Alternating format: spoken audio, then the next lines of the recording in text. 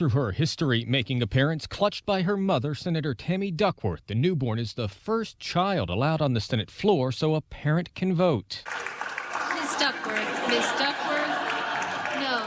The Illinois Democrat voted no on Congressman Jim Bridenstine's confirmation as NASA administrator. He was approved 50-49. The Senate changed rules yesterday, allowing children under the age of 1 onto the Senate floor for votes to accommodate new parents. Duckworth this month became the first senator to have a baby in office. On Capitol Hill, Jared Halpern, Fox News. The Bridenstine vote was closed because critics question his views on climate change and whether he'll be able to set politics aside in NASA decisions. Republicans say he's a war hero with a track record on NASA policy. On paper, at least, it's a major change for Cuba. A new president, not named Castro. Miguel Diaz-Canel taking office today, ratified by the National Assembly. He was the only candidate. He's not a reformer by any stretch of the imagination. He's basically been a bureaucrat rising in the Communist Party for the past 30 years. He is known to oppose small private businesses that have opened across this island of 11 million people. But it's not really clear that the policy of no change with the state Cuba's economy is in today is really going to work to keep someone in power here. Fox's Steve Harrigan in Havana. Outgoing President Raul Castro still retains the ultimate power for now as head of the island's Communist Party. The California Highway Patrol in search of thieves who stole 8,000 Disneyland tickets from future Farmers of America officials who are planning to give them out at a youth conference in Southern California. Those tickets worth about $800,000. Disneyland is canceling them and printing new ones. Lisa Brady, Fox News Radio. For over 55 years, Community First has served our island as a full-service financial institution. And now, we're proud to introduce the new Community First Student-Run Credit Union, open in Manila on Route 10, Guam's first student-run financial institution, which means it's operated by college students like us, ready to serve all our members, existing and new.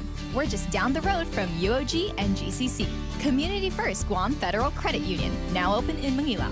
This credit union is federally insured by NCUA. With the largest inventory of rental equipment on Guam, East West Rental Center is sure to have the tool you need to get your job finished quickly. From equipment rental, party rental, parts and service to used equipment, East West Rental Center has what you need. Call East West Rental Center at 646-1463 or visit them online and browse through their online rental catalog at eastwestrental.com. They're located in Upper Tumon, right across St. John's School. East West Rental Center, providing the island of Guam with quality equipment rentals since 1972. This time, let's hear it from the first KFC female colonel. Smoky Mountain Barbecue, fried chicken so crispy and sweet. That crispy fried chicken. All right, stop. I can't do this. I thought if I dressed up like a country music legend, it would help KFC sell my delicious new Smoky Mountain Barbecue. KFC, it's finger-licking good. Yes, money is something we should talk about and plan for and use to make life better. It's how we make our giant leap from where we are to where we want to be. So let's talk together and work together to check off shiny new kitchens, fully nested dorm rooms, and bucket lists with more countries than our passports can hold. Let's check them all off together. First Hawaiian Bank. It all starts with yes. Member FDIC. In this divided world, there are still a few things that unite us. One small step for man. The thrill of an exciting championship game. Fire to the end zone. Touchdown! The sound of great music. The Grammy goes to... And the love we have for that perfect burger. Ruby Tuesday Guam presents to you For the Love of Burgers menu. For a limited time, we want you to put down that fork, tuck that napkin in your collar, and go for broke with an amazing burger for just $11.99. 8 burgers to try, and time isn't wasting. Ruby Tuesday Guam lunchtime. See you soon.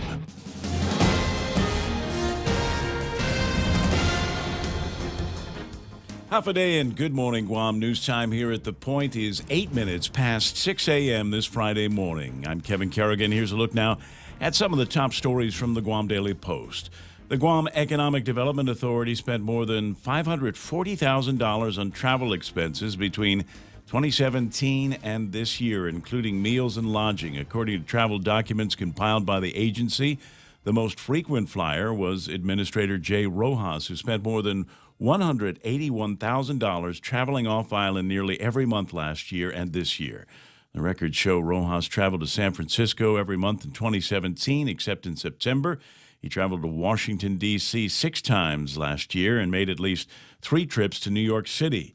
At least $67,956 of Rojas' travel expenses were for lodging, meals, and incidental fees during the past 15 months. Governor Calvo, Bureau of Budget and Management Research Acting Director Lester Carlson, and GITA Public Finance Manager Christina Garcia accumulated travel costs of $54,000, $46,000, and $41,000, respectively. Rojas told the Guam Daily Post that GITA is in the business of developing economic opportunities for Guam, as well as managing bondholder and investor relationships. So he told us, yes, our travel is extensive but required, he said. Heavy equipment, some government of Guam markings have been spotted grading and clearing a government easement leading to public land parcels that have been awarded for $1 a year in upscale Barrigada Heights. The grading and clearing in the area have raised flooding concerns among residents in some of the existing properties below the public land parcels. The issue of flooding has been brought to the attention of Senator Frank Uggan Jr., who in turn has sent a Freedom of Information Act request to the Department of Land Management. The Department of Land Management Director Mike Borja telling the Post that he's been strict about adhering to the rules for these leases. He said that the Barrigada Heights land parcels were chosen by those at the front of the wait list when their turn came up, and those at the front of the line get to choose which available land parcels in the land trust inventory they can lease. We'll have more news after this. In illness and in wellness, Calvo's Select Care is health care that is there for you. That's why over 80% of the Guam medical community places their trust and insures with us. We offer our members wellness and fitness programs for a healthier lifestyle and provide a comprehensive medical network on and off island to help members from unexpected illnesses. Contact Calvo's Select Care today for more information.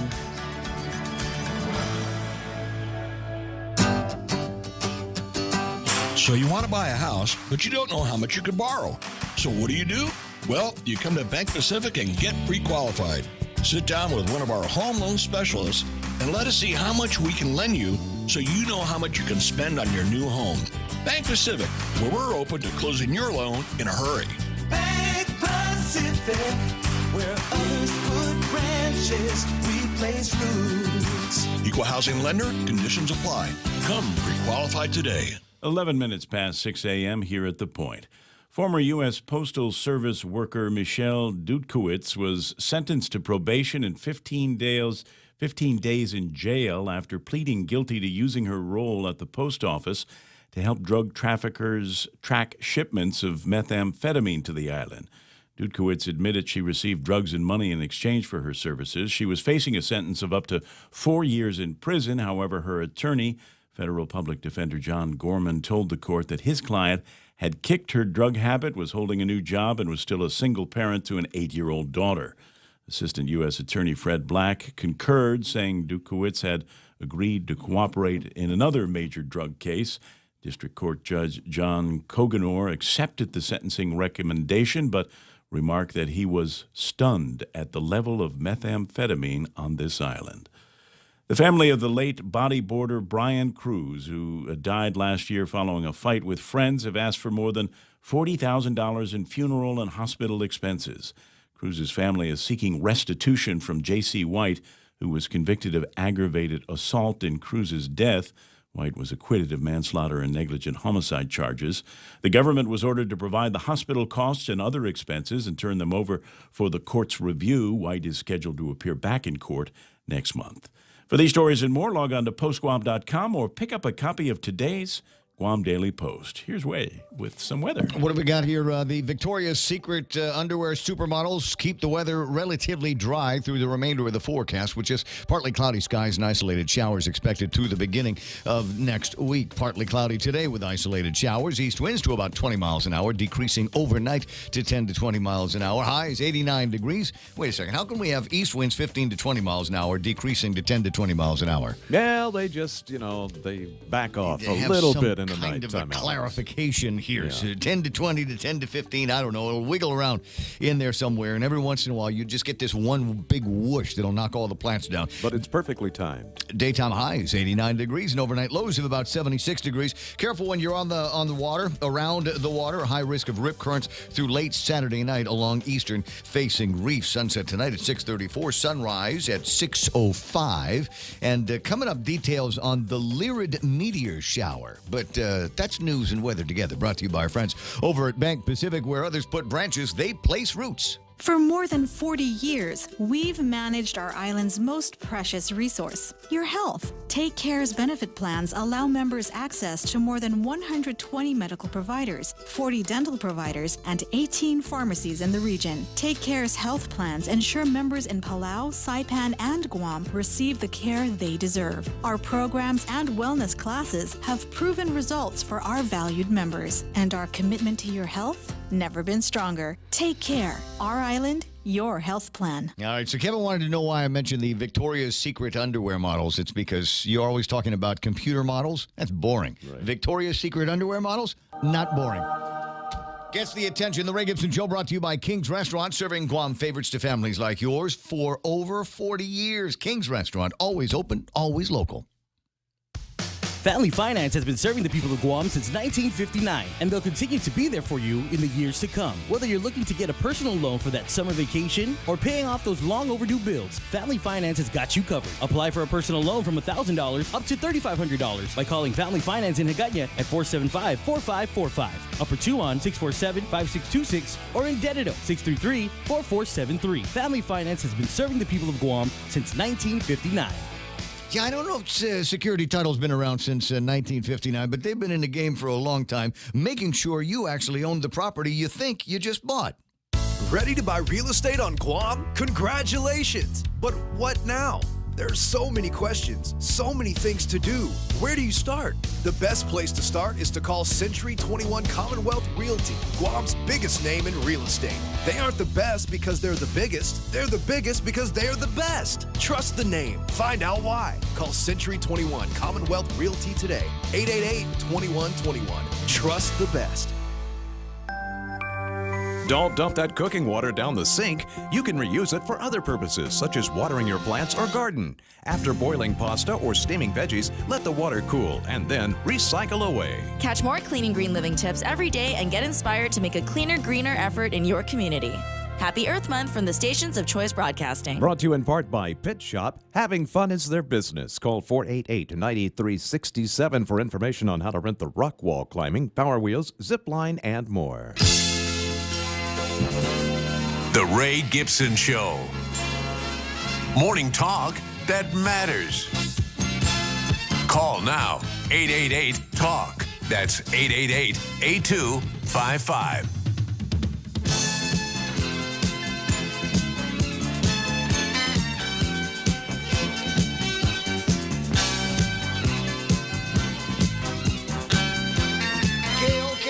We had all week to rehearse, and we should have a pretty good Friday show for you today. Welcome to the program. Excuse the mess. It is the Ray Gibson Show here on 93.3 The Point. My name is Ray Gibson. Kevin Kerrigan, Mike Side, with all the big stories from the Guam Daily Post today. And there's a real gaggle of interesting stuff. It's just I don't know how much of it is rant worthy or just going to make for interesting discussion through the course of the morning. But really appreciate you putting that together and doing the typesetting and then operating the printing press and delivering all those those. And he does that all before 6 o'clock in the morning, friends. Michael Knight. We'll get the phone when you call at 888-8255. Again, that's 888-8255. I got to remember to give the number a little bit more often. I got people on the Facebook that are asking, what's the phone number? Because they want to call in. So 888-8255. You might be used to dialing a different number or not, but that's how you get a hold of me. RayGibsonShow@gmail.com if you want to send me an email or funny pictures or memes, or if you've got a pretty good lead on a big story and need to leak it, then that's the email address to send it to, raygibsonshow@gmail.com. I know how to keep a secret, and the only other person that I will tell about your leak story without identifying you now is Kevin Kerrigan, so that because Kevin's better at the journalist thing than I am. He's been doing it a lot longer, and he'll be able to go and make sense of whatever it is that you're trying to get out there and get it out in front of the people so that so we can talk about it some more. And as I said, there's a good number of things that we get to talk about here today. And I don't know where we're going to begin with phone calls in and phone calls out. But one of the guys that obviously we got to talk to is Jay Rojas, where the J stands for Jet Setter.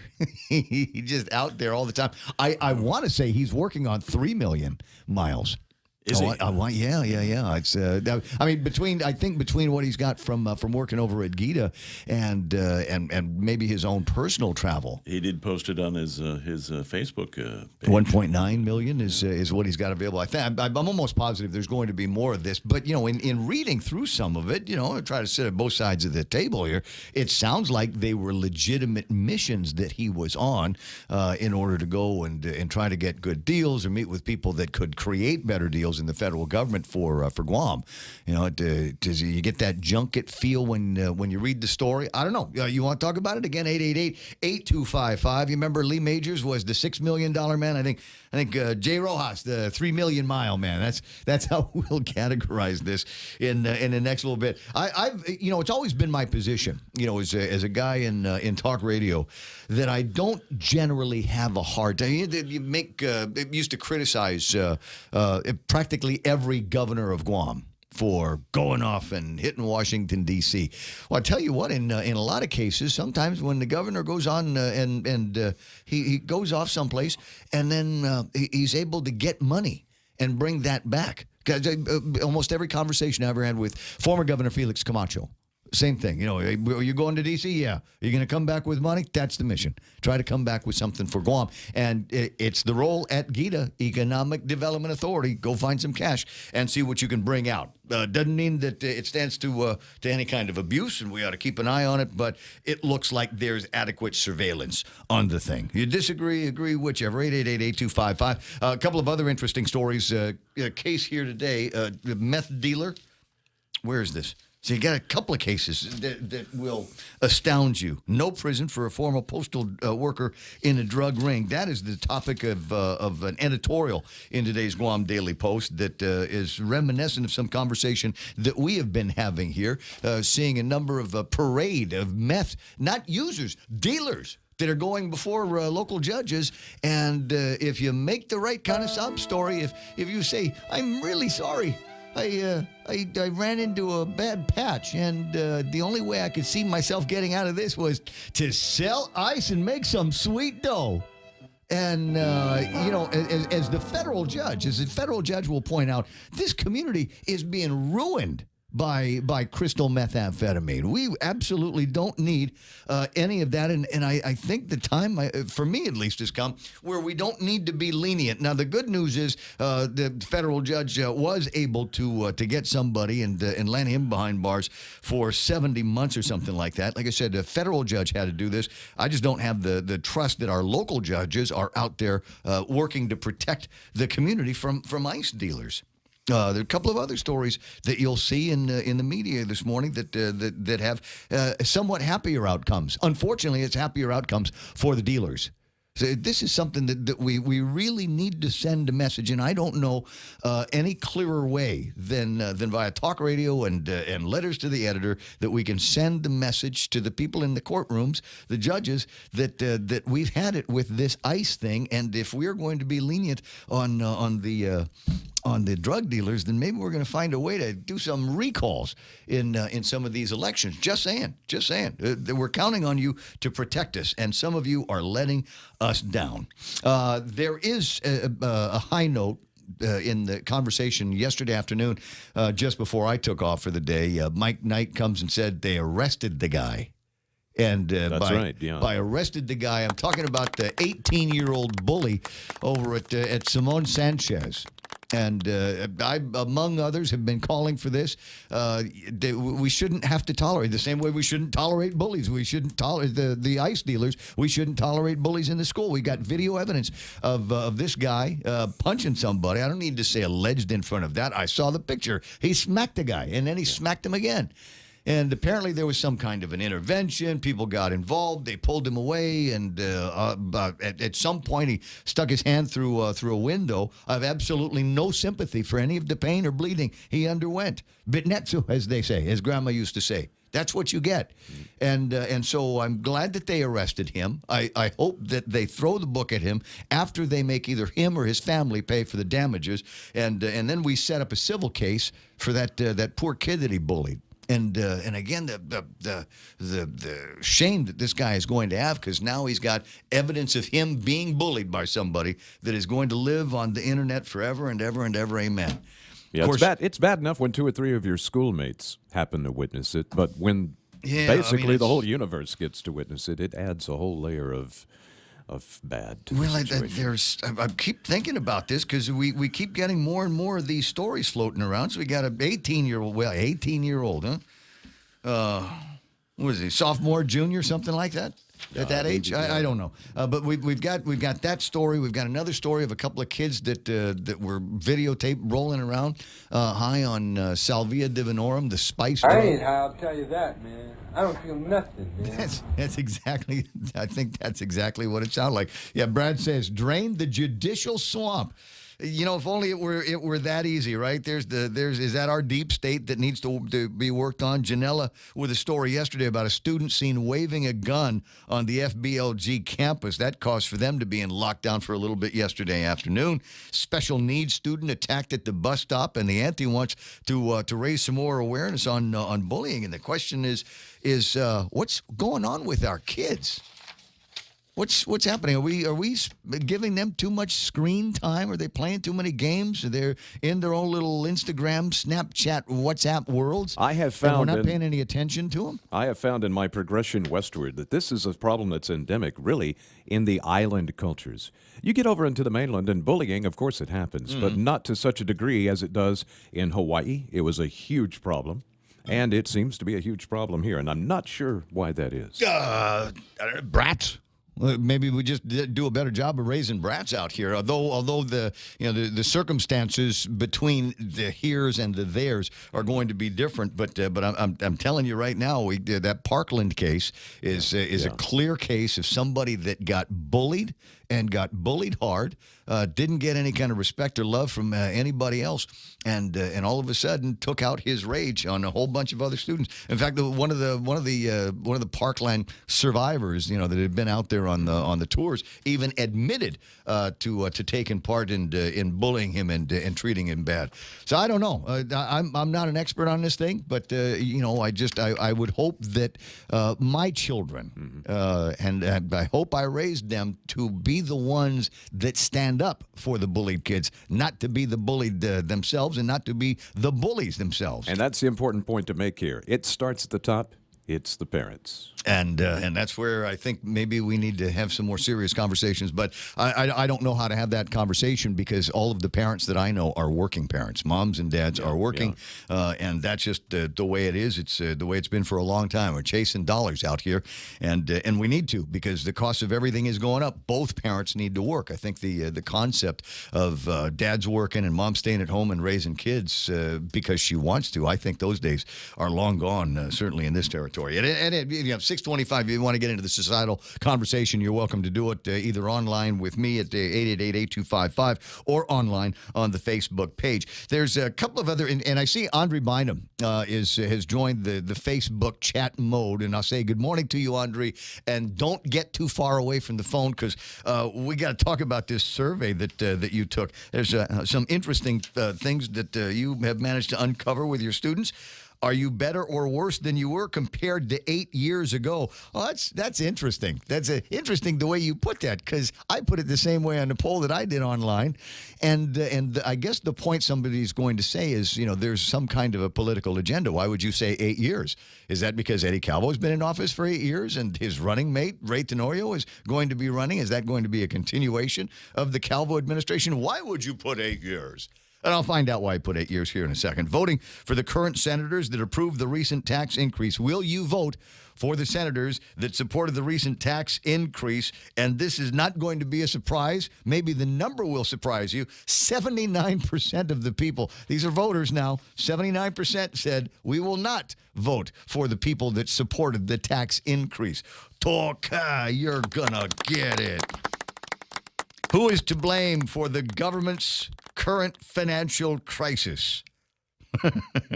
Okay, and the last guy that's getting any hate on this thing is North Korea. Little Kim out in North Korea. 3% of the voters said that was to blame for our current fiscal crisis. Was it the Trump tax cuts, the governor, or the legislature? If you haven't seen the poll, if you haven't seen the results of the survey, I'll share those here with you in just a little bit and give you an idea of what our survey numbers look like as well. 6:28 in the morning, and there's a couple of other things. We'll hope to see if we can use the broadcast powers of radio for good here this morning. There's a story that you might see about a fire up in Dededo that has displayed his house fire in Dededo displaced 31 people. Wow. 31 people living in this house? Is that, it was a big house, or are they sleeping in shifts? I don't quite understand it. I'm not surprised by it.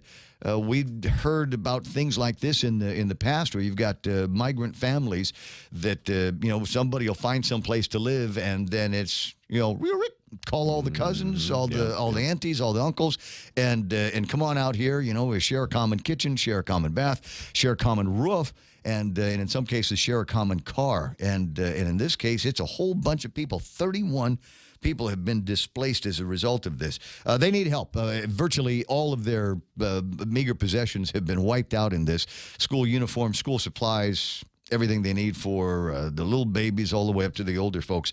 And so we'll see if we can find out about information here where you might be able to pick up a phone or load the car up with some of the stuff that you don't need anymore and take it over in that particular direction so you can help out. And so we'll see if we can get a hold of some of the players in that particular game. That's all ahead as the program continues. This is the Ray Gibson Show on The Point. And if you missed the top of the hour news with Kevin Kerrigan, we got a taste of headlines for you from the Guam Daily Post. Here's Kevin Kerrigan.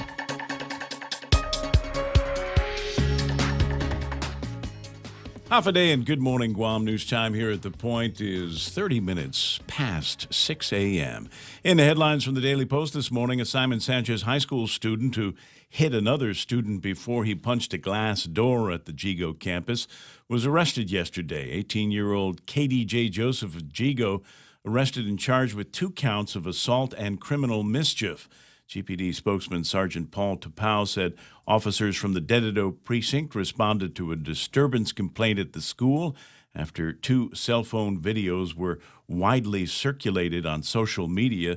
Court documents say that Joseph allegedly slapped another student, asked him to fight, and then punched him several times before a school aide intervened while being escorted to the main office.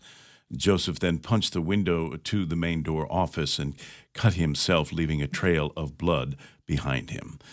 Confessed meth smuggler Joaquin Patrick Ulloa Rosario will spend 5 years and 10 months in federal prison after pleading guilty to a charge of conspiracy to distribute the drug known as ice. Visiting Judge John Coganor also ordered 5 years of supervised release for the 48-year-old Rosario, who's required to undergo intensive drug treatment while he's in prison. "I'm sorry I was foolish and selfish," Rosario said at his sentencing hearing yesterday in district court. Although Rosario is a first-time offender, Assistant U.S. Attorney Fred Black recommended the nearly 6-year sentence because of the quantity of narcotics involved in the case. In pronouncing the sentence, District Court Judge John Coganor said, "Meth does a lot of damage to our community and the people addicted to it." He called it an ugly, ugly drug, worse than heroin. The month of March was the island's 3rd best March for tourism, with more than 135,000 visitors coming to the island after projecting an 8% dip in visitor arrivals for 2018. GVB has updated their projection to just a 3.7% decrease, due in part to a rise in available charter flights. GVB President Nathan DeKnight said Guam's recovery has moved relatively quickly, and now they're working to increase airline seats and continue to improve the island as a destination. Japan was the island's top market for March, filling nearly 90% of flights between Guam and Japan. Still, the number of Japanese tourists dropped by 14% from the same period last year. For these stories and more, log on to postguam.com or pick up a copy of today's Guam Daily Post. 6:33, that's iConnect time. Connect longer for less with iConnect's push-to-talk and mobile plans. GTA's best internet deal has arrived. With fiber internet, you get up to 50 megabits of data per second for only $50 per month. And if that's not enough, Fiber Internet 50 plan includes free Wi-Fi. But this offer will only last through the month of April. So sign up today and get ready for faster downloads, more streaming, a better gaming experience, and a stable connection across multiple devices. Conditions may apply. Visit gta.net for more details. GTA, your island, your network. It's time for a Cold Stone break. I know you're going, wait a second, how can it be time for an ice cream break? It's 6:32 in the morning. It just is, okay? Just stop asking. You let me do my thing. Try the new strawberry shortcake and fresh lemon pie ice cream. Mix them with your favorite fruits, nuts, candies, or even the golden Oreo cookies. You know, you can't find just golden Oreo cookies anywhere. These are a rare, rare treat. In fact, these were smuggled out of Kim Jong-un's own personal collection in North Korea by Dennis Rodman, and he brought them here to Guam. Little known aside from his recent trip here. It's true. Golden Oreo cookies, Cold Stone Creamery at the Guam Premier Outlets and Micronesia Mall. Howdy, my name is James Moylan, and I'm running for a seat as your senator. The people of Guam expect more from their leaders, and I intend on delivering. If given the opportunity, I will bring my experiences in the military, public, and private sectors. I understand that during challenging times, tough decisions and an open mind are needed. Your tax dollars also need to be spent wisely. If you expect more from your elected officials and expect them to think outside of the box, then I humbly ask for your support this November. Thank you. Paid for by the committee to elect James Camacho Moylan for Senator, Carlos Camacho, Treasurer. So Jimmy's getting an early start on getting to the voters. Have you noticed this, guys? Sorry, marketing fella, this is not a bad idea to start getting some ads on the radio here to let people know that you're running and maybe a little bit of what your platform might look like. Ooh, did that sound like an ad for an ad?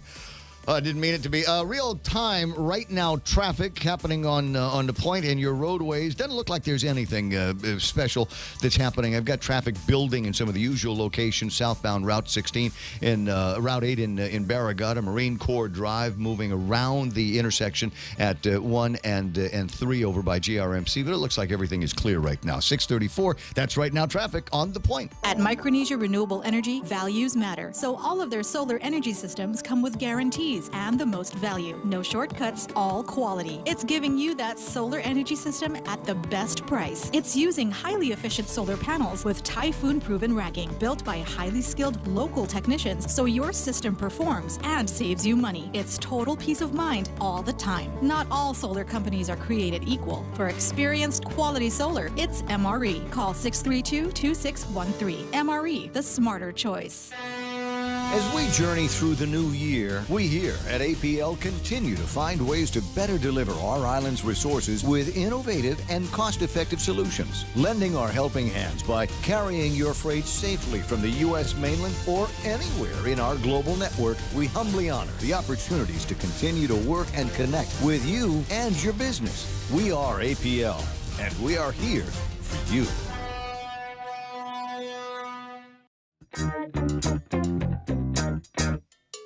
The Ray Gibson Show. Call now, 888-TALK. That's 888-8255.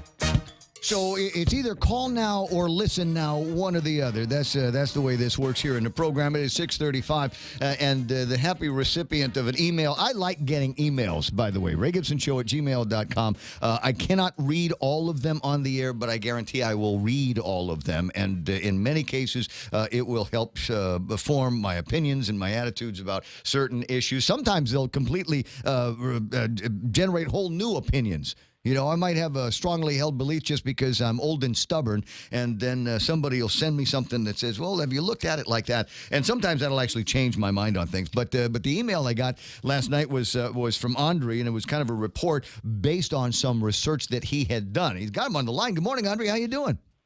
Good. Thanks, Ray. Good morning. Well, good morning to you, and again, thanks very much for the advance on the data that you guys had collected out there. And there's some interesting findings, to be sure. I thought it was. I thought the numbers that you'd presented in terms of how the poll was conducted, the rules, the regulations, how you were able to provide kind of a random mix, and even the breakdown on the genders and the ethnicity of the people that responded seemed to line up pretty good with what we're doing in the rest of the community. So I'm with you. I'm fairly confident that some of the numbers here that we're looking at are pretty close to being right. Among all of the questions and the answers that you got, which ones kind of stand out for you? Which is the one that surprised you or backed up your opinions and thoughts? Well, first of all, Ray, I just want to say that I'm very proud of my students at Simon Sanchez, and with all the bad news coming out about DOE, I think it's important to note that education is still taking place within our school system. So don't let those one or two videos kind of skew your view on what's happening in DOE. Regarding the poll that we did, we surveyed over 1,000 people. It's not a scientific poll per se. We did everything that we could to kind of make sure that the validity of our results were pretty solid, and we are confident to about 97-98% that the responses that we got were good. So what stood out for me was I think more of the demographic information. Mm-hmm. There's been some online polls, and I think you've done several polls as well from your page, I guess, for the point. And the one that stood out for the demographics was one was the casino, where still a majority of the people still feel that casino gaming in our hotels is not good, or even just generally on Guam. Mm-hmm. But more men said that they would be more inclined to say yes to having casino gaming in our hotels than women. And more Chamorro men also said that they were more inclined to have, or more Chamorros, I'm sorry, not just men, but Chamorros in general, were more inclined to say yes to having casino gaming in our hotels versus Filipinos. Those that identified their ethnicity as Filipino, interesting, saying no. So those are some interesting things. And then on the other category, how is that? Every Filipino I know is better on something than I am. They're the ones. I mean, if I go into a cockfight, I generally will sit with them and see what chickens they're going to be going after. And tell you what, if I sit down in a card game, I know which one of my Pinoy brothers and sisters is going to be walking away with the most money. So that's interesting. I wonder if they thought somebody might be listening over their shoulder. The ones that I thought were interesting, and I'm going to want a demographic breakdown on this one here, and I think I'll do a favor for everybody that is running for governor right now. I don't think any of the numbers that we're looking at based on your survey show any real clear leads. Obviously, Frank Uggan and incumbent Lieutenant Governor Ray Tenorio are a little bit higher than everybody else, but still with an undecided as high as 35%. There's opportunities for people to make a stronger, louder, more vocal pitch. But of the 35%, that's of the undecided, Andre, that's the question mark that I have. What's the age and gender breakdown on that? Are the majority of the undecideds male or female? Are they generally younger, generally older? It ran across the board. We know that younger people were more inclined to say that they didn't know, and I think that has a lot to do with just their busy schedules, or them not being totally in tune with politics as much as those over the age of maybe 30 all the way up to 56 and above. Mm-hmm. So that was one of the things. So the younger people were not inclined to say that they had a particular candidate in mind. But when we put the caveat we put in there was that Ray, we see Ray Tenorio and Frank Ogdeneffe probably going to the general election, and that's based upon previous polls that we did. One we did in November, where it showed the outcome around the same, a statistical tie with Ray and Frank, and then there was one I think that Professor McNish did at UOG, where he just asked the students who would come out on top, and again, Frank and Ray came out on top. And then we did this one, and it showed the same kind of, results and outcome. But that's not to say that, it's very early. It's still 35%, like you said, is a huge chunk. So, that's a wake-up call to the candidates, to all the candidates out there, that it doesn't matter. You got lots of money, lots of signs, whatever you think you got going on, but it's not reaching the people, and you got to get your message out, and you got to work a little harder. Yeah, and you've got to be very careful about your messaging as well. I think there are a couple of folks here that have not yet put out a clear and concise message. I think there are some that have put out a message or attempted to put a message, and it's not being well received or a well crafted message. And in at least one case, there's one that I think needs to do a much stronger messaging among younger people if they are going to be able to close that gap between themselves and the numbers that Frank and Ray have. But as you point out, still very early in the process. Guam teachers carrying guns in public schools as a response to school shootings in the mainland. No, 74%. Not a big surprise there. And your financial conditions compared to 8 years ago, about the same is the majority answer, 47%. So it's not so much worse, not so much better. 50% of people are saying that things are about the same for them. Yeah, if we look at the demographics for the gun control, the teachers carrying guns, again, more men said yes than women did. But we didn't break it down by ethnicity, but we did find that more men would allow teachers to carry, but still a majority of the people said no. And then for the there's a few things with are you better off financially or the same or worse off? When we were formulating that question with myself, another teacher, and the students, we talked about the fact that we're going to be polling 18 to 35-year-olds. So those that were 18 were 11 at the time. 8 years ago, they were 11 years old, right? So we figured, well, that's not a very fair way to ask the question, and maybe we should have put it out. But we kept discussing it, and we said, financial conditions is a very relative kind of perspective, right? I think an 11-year-old can find out whether mom and dad is doing much better. A 15-year-old can find out how their household is doing. And the kid said, yeah, I asked my mom to change my phone to an iPhone 10, and she said, "Oh hell no." No, it's funny. You and I are both thinking the same thing. I was thinking about, if the kid all of a sudden had access to a data plan, that's how you know that things are going good in the family, when mom and dad are going to spring for a data plan for you, regardless of whether you've got today's hip new phone or not. Just having access to the data is fine. But the 8 years thing is interesting, especially in line that I guess there's some criticism about the survey, your survey by the governor's office, saying that you've got some kind of political agenda, and using the 8-year thing. Some would infer that what you might be trying to do is suggest that over the 8 years, if your situation hasn't gotten any better under Eddie Calvo, what are the chances that it's going to get any better under Ray Tenorio? Is that how you put that together? No, not at all. I'm able to separate what I do in the classroom versus what I do in my personal life. We had lots of questions in there. We looked at a lot of demographic information, and we had one or two questions based upon the economy, how people are doing right now, and who they blame for the current financial situation, which has been a huge topic.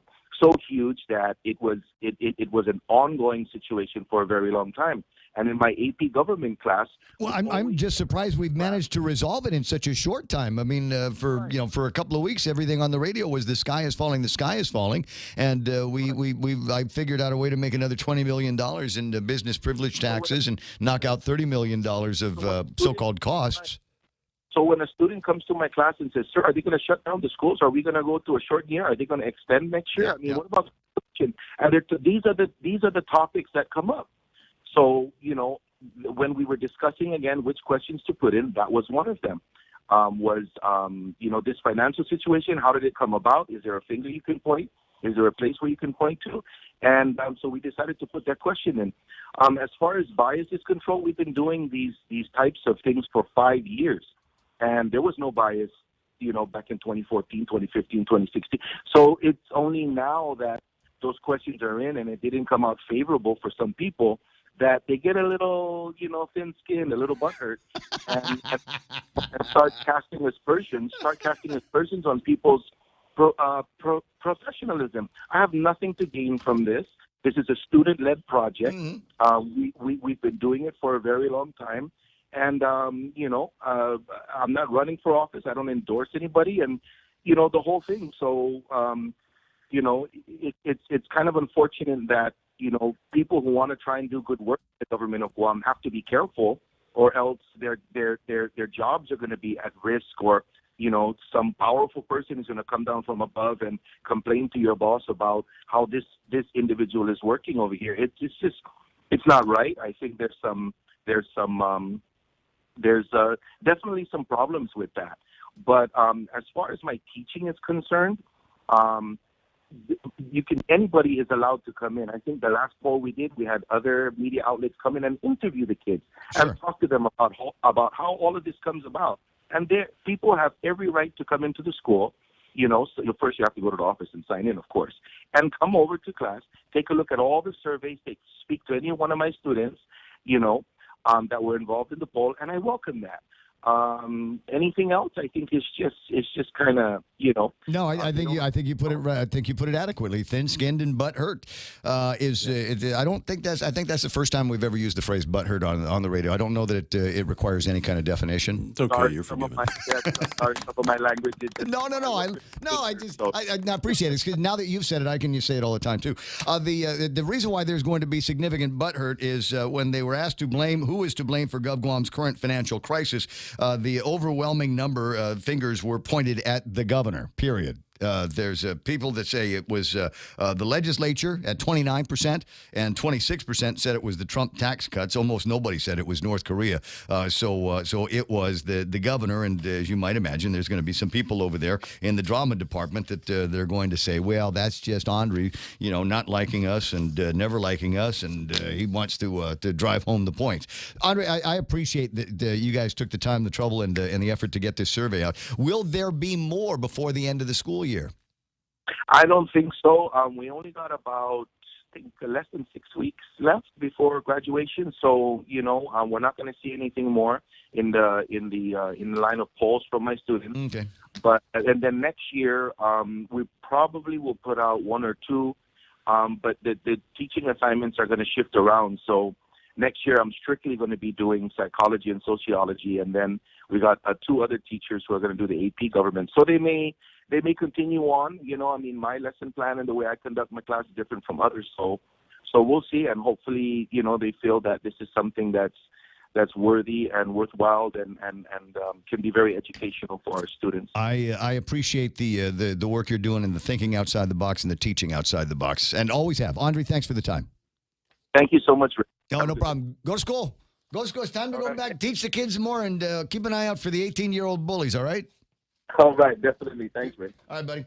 We're closing in on 9 away from the top of the hour. Ken Leon Guerrero has been listening in on the conversation about the survey. Got a couple of thoughts. Good morning, Ken. Yeah, I've been doing a running poll. It's not as scientific as Andre's has been, but his numbers are tracking extremely close. Or I should say, my numbers are tracking extremely close to his. Which question, Ken? I'm just talking about the gubernatorial race. Okay. Because when I talk with people, that's one of the questions I ask them. If the election were held today, who would you vote for?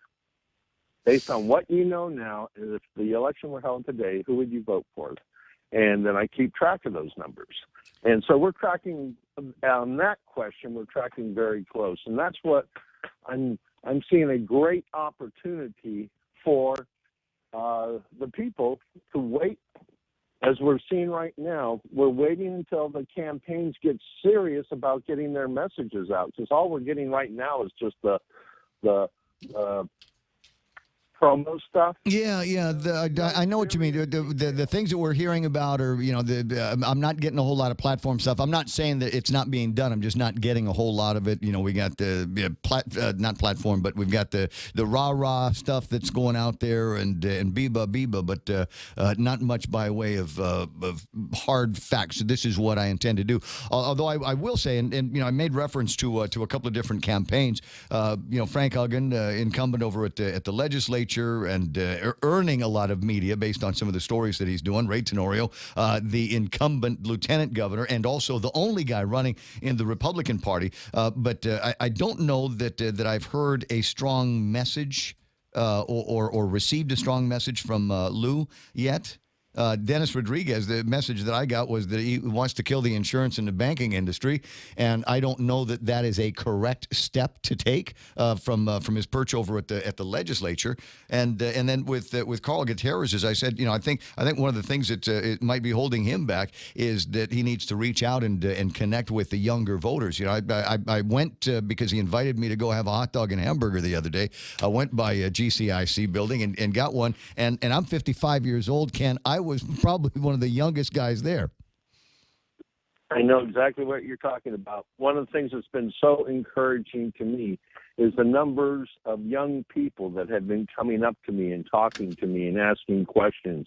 And I always ask them the same thing. Are you registered to vote? And they say things. Yes, we're registered. I said, are all your friends registered? She says, we'll make sure. Mm-hmm. So that's what I'm excited about, because when we look at that 35%, usually on Guam, we have that traditional 10% undecided that everybody, battles for across the nation, that 10% undecided. The fact that we're at 35% undecided gives me hope, because now people are not voting traditionally. We see that already. What we're seeing is that people are being more discriminating about who they are supporting and who they're getting their votes to, and we have such a big number of people that are holding back until they actually see something, so that it shows that substance is going to be more important in this campaign than flash. Is it possible, though, that the reason why the number up around 35, it feels like even though we're still, a little bit of ways from where we're going to see a lot more by way of politicking and campaign marketing, is it possible that the 35% is so large because it illustrates a dissatisfaction among the voting population with the candidates that we have available? Well, that's part of it, but the bigger. Well, how big a part do you think it is? How big a part, Ken, do you think it is? Is it possible that there's a lot of people that are saying, "Yeah, I looked at these numbers, I haven't decided yet because I don't like any of them. Give me some more choices." That's a big part of it, but the biggest part is the distrust. So this would actually be the year that my personal feeling is this would be the year that a new face on the political scene could, take it, just because of the distrust that the traditional politicians have earned, whether they were involved or not. It's just they're part of the machine. And that's what a lot of people are upset about. Okay. I'm sorry. I'm giggling because when you said the new face emerging, both of the yahoos that I work with started pointing at me. No, I have too many skeletons in my closet here. The thing is that I wouldn't survive one Chris Barnett reports. How's that? Traditional politicians have broken faith with the people. They haven't done anything to regain the trust the people used to have. And the advertising campaigns and the marketing we're seeing right now hasn't done anything really to create a sense of trust.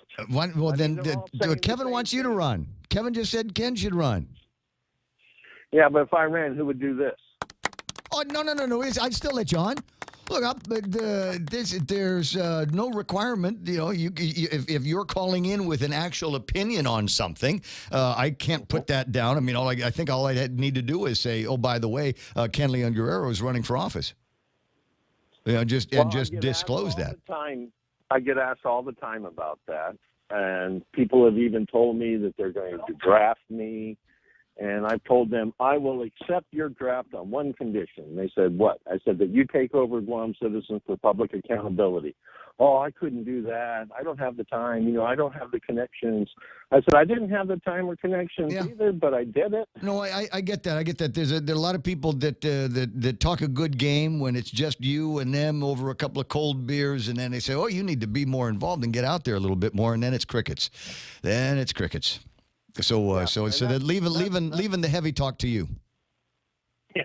Well, that's why I'm excited, because I talk to people all day, everywhere I go. I'm not shy, so I just go up to people I don't even know and say, "Excuse me, can you mind if I ask you a question?" Oh, you're that guy.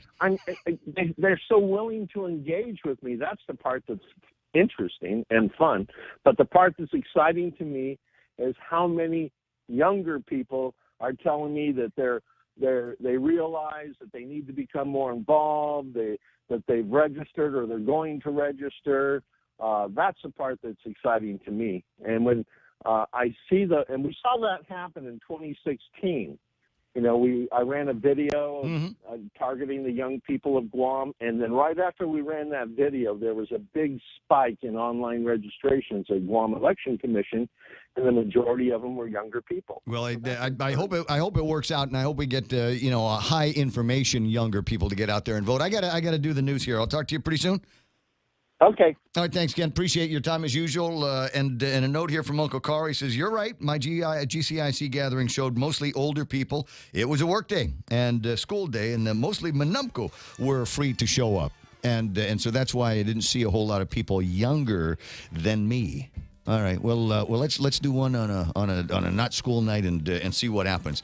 Hot dogs and hamburgers. I mean, that should have been a natural to bring in the young ones. Closing in on 7:00 in the morning. The radio station is KUSG. This is The Point.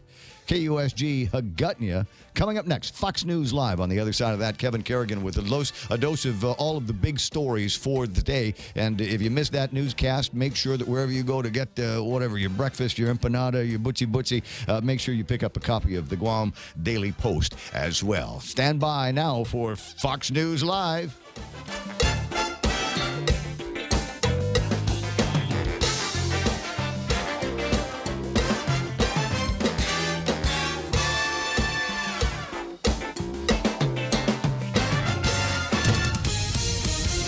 Live from New York, the Fox Report. I'm Lisa Brady. President Trump is reportedly told again he's not a target of a criminal investigation, this time in the probe of his personal lawyer, Michael Cohen. Fox's John Roberts. I was told by sources familiar with the investigation that the president was told by Rod Rosenstein, who was at the White House last week, that he is not involved in any way, shape, or form in this Cohen investigation. Call it a target, call it a subject, that this investigation is focused solely on Cohen. The special counsel's office had already told another attorney the president isn't a target in the Russia probe. Meantime, one of the president's frequent targets on Twitter, former Deputy FBI Chief Andrew McCabe, will be under scrutiny by federal prosecutors. The Justice Department's Inspector General sending a criminal referral of his findings of possible wrongdoing by McCabe. McCabe's legal team says it's unjustified, and they think he won't be prosecuted unless there's, quote, inappropriate pressure from high levels of the administration. Prosecutors in Minnesota say counterfeit pills killed Prince, and they don't have anyone to charge. Fox's Michelle Polino has this live. Lisa, the county attorney saying Prince had no knowledge he was taking fentanyl. And since they don't know how he got them, no charges will be filed. The official cause of death was ruled to be a self-administered overdose. However, Carver County Attorney Mark Metz said evidence suggests that the Vicodin or Percocet pills that he had been prescribed actually contained fentanyl. In all likelihood, Prince had no idea he was taking a counterfeit pill that could kill him. Prince died April 21st, 2016 at his Paisley Park estate, Lisa. Michelle, thanks. Back-to-back losses for the Dow, down 83 points to 24,664. The S&P slips 15, the NASDAQ down 57. on the Fox Report, fair and balanced. Triple J says yes. Zero down? Yes. 1.9% financing? Yes. Easy trade-in? Yes. No payments for 90 days? Yes. We'll have you saying yes, too, to these amazing deals. Like our big boy truck, the Ford F-150 at only $217 per paycheck. Or the top safety pick Mazda CX-5 Sport at only $194 per paycheck. Or turn heads in the Mazda 3 Sport or the sleek and sophisticated Kia Soul. Both for only $129 per paycheck. Visit us online at triplejguam.com. Some conditions apply. See dealer for details. Triple J, customers first. When you think about better water, think Kinetico softened water. Kinetico water conditioners work like no other, supplying a continuous flow of luxuriously soft water without disruption and without use of electricity. After all, better water flows from better thinking. Kinetico. American Water Tech. Smarter water, better water. Call American Water Tech at 649-2301 or email info@americanwatertech.com. A setback in the Trump administration's fight against so-called sanctuary city policies. When it comes to our values as a welcoming city, we speak with one voice, and that voice is clear. We're not giving an inch. Chicago Mayor Rahm Emanuel, after a federal appeals court upheld a nationwide injunction that blocks the administration from withholding public safety grant funds from Chicago and other cities that won't help support federal immigration laws. The name might be the only thing that's really new in Cuba as a new president takes the helm, Miguel Diaz-Canel. This was really a Soviet-style ceremony from start to finish today. You had 604 members of the National Assembly all up on their feet, clapping in rhythm. Of those 604, 603 of them voted for the single candidate. Fox's Steve Harrigan in Havana, and the outgoing President Raul Castro still keeps the ultimate power as head of the island's Communist Party. Just a few weeks before a lawsuit against Lance Armstrong was set to go to trial, the disgraced cyclist reaches a $5 million settlement with the federal government. The deal would clear Armstrong of the most serious legal issues he still faces after being stripped of his record 7 Tour de France titles for using performance-enhancing drugs. A former teammate who filed the original suit is eligible for up to a quarter of the settlement. The first formal tributes to former First Lady Barbara Bush begin tonight in Houston.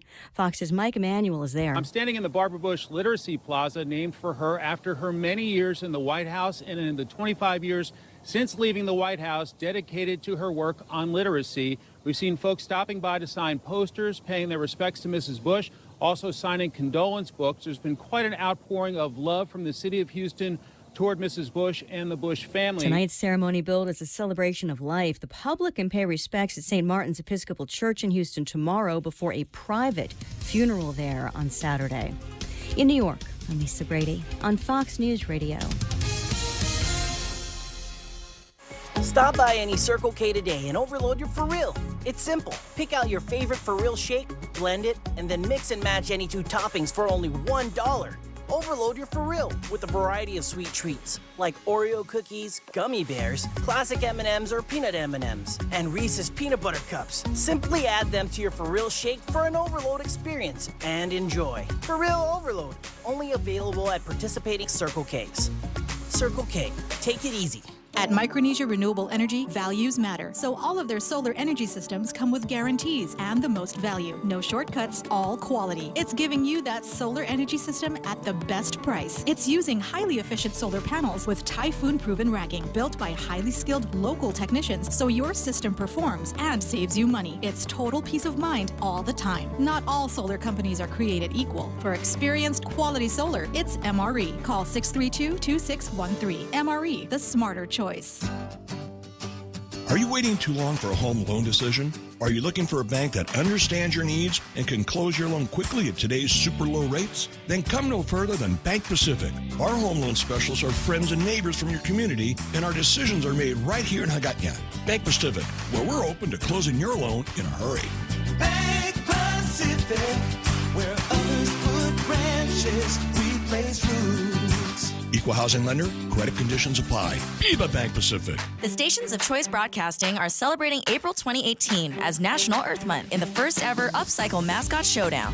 We've invited the public elementary 5th grade classes to set the example and build their school mascots completely out of recyclable material. Come down to the Chamorro Village Festival Huts on April 21st from 1 p.m. to 4 p.m. for upcycle-themed games, chances to win prizes from McDonald's of Guam, Pitbull Empire, Poke Fry, Dickerson and Quinn, and Sylvan Learning Center, an upcycle costume fashion show, and a special performance from Body Arts Dance Studio. Plus, kids can enjoy rides on the Caterpillar, Power Wheels, and rock wall climbing, courtesy of Pit Shop. Don't forget to stop by the Guam Girl Scouts booth to learn how you can make a cleaner, greener effort in your community. Support your school's mascot and be sure to vote for your favorite. Judges pick the first place winner. The public votes for the second place winner. Celebrate Earth Month with our students in the Upcycle Mascot Showdown. Brought to you by Leo Palace Resort Guam, Dr. Yang Dental, JV International Safety Equipment Company, Nanbo Insurance Underwriters, Denny's of Guam, Jams Media Productions, and The Point.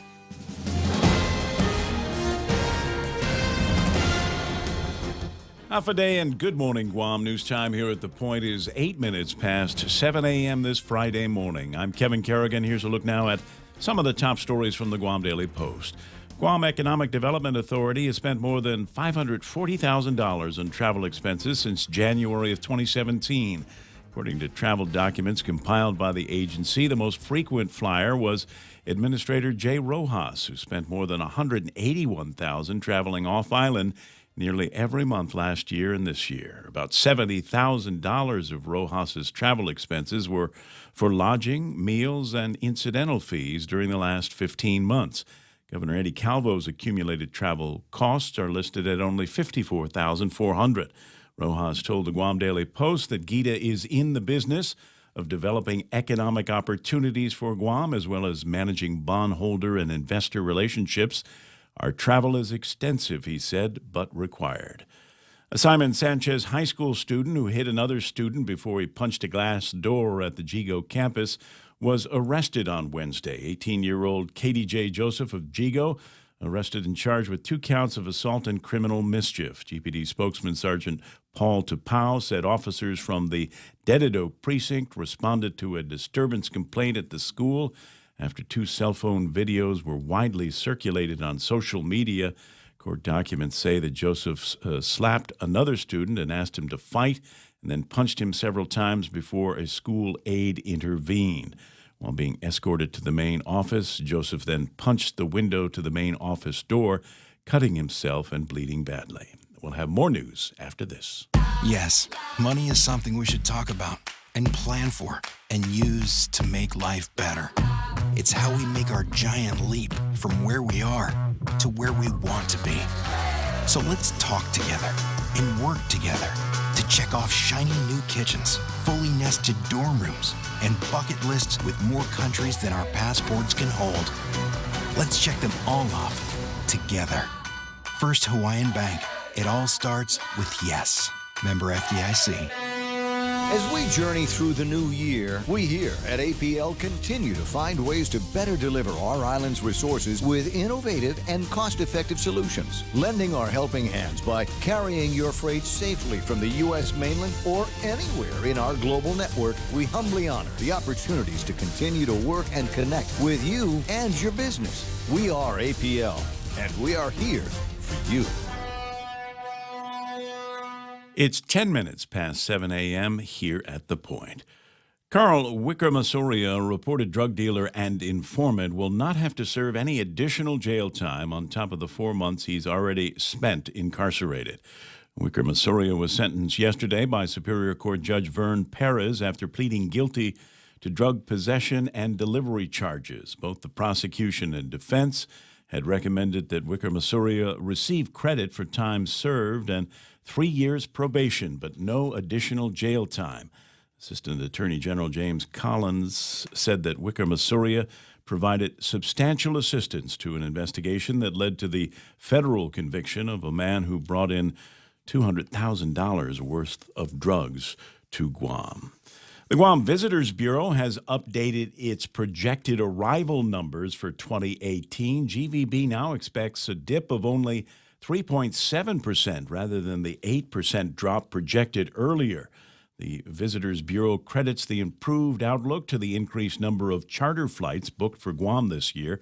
Up to 350 charter arrivals are expected. Last year, there were just about 200.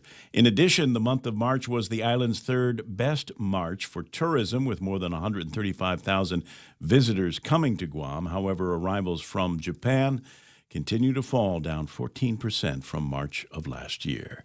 For these stories and more, log on to postguam.com or pick up a copy of today's Guam Daily Post. Here's Ray with some weather. You've got to remind me to hit this story about Meet Me in Mongolia.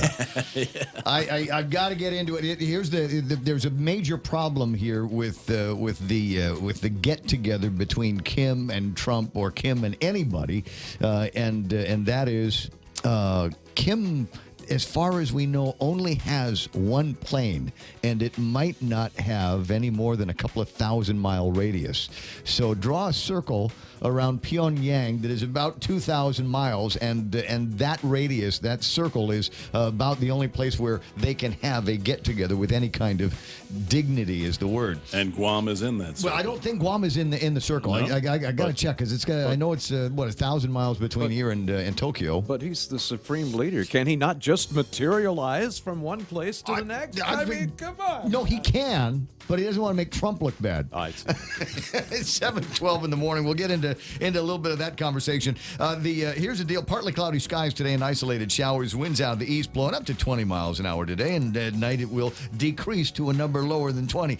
Daytime highs will be 89 degrees today, and overnight lows of about 76 degrees. Sunset 6:34, and sunrise tomorrow morning on Saturday going to be the 21st Earth Day, going to be about 6:04, 6:05. There is the Lyrid meteor shower that is going to peak this weekend. Please, everybody, take a shower this weekend. Yeah. Observers under dark skies in the northern hemisphere, and Guam is in the northern hemisphere, should be able to view as many as a dozen Lyrid meteors each hour in the early morning tomorrow and Sunday, maybe peaking as high as 20 meteors per hour overnight between Sunday and Monday morning. So there's an excuse to get up early. Now, the problem that you're going to have in a lot of places around here is you got to find the dark skies. You got to go someplace where we don't have a lot of street lights. We don't have a lot of urban lighting around you. So I would find an excuse to get yourself down to some of the southern promontories.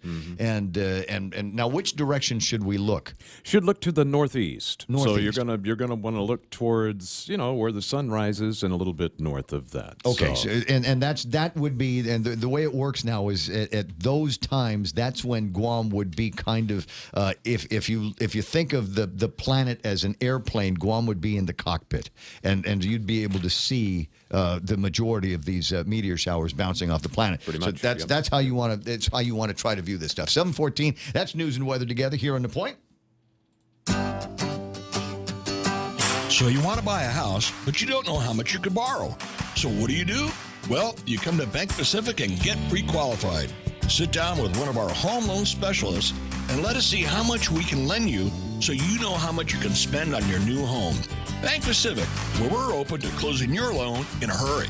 Bank Pacific, where others put branches, we place roots. Equal housing lender, conditions apply. Come pre-qualified today. Good man. Portions of the program brought to you by King's Restaurant for 40 years, serving favorites of Guam's families like yours. You know when it's breakfast, lunch, and dinner. You know when it's dinner time, but you want breakfast. You know when it's breakfast time and you want fried chicken. That's where you go. King's Restaurant, always open and always local.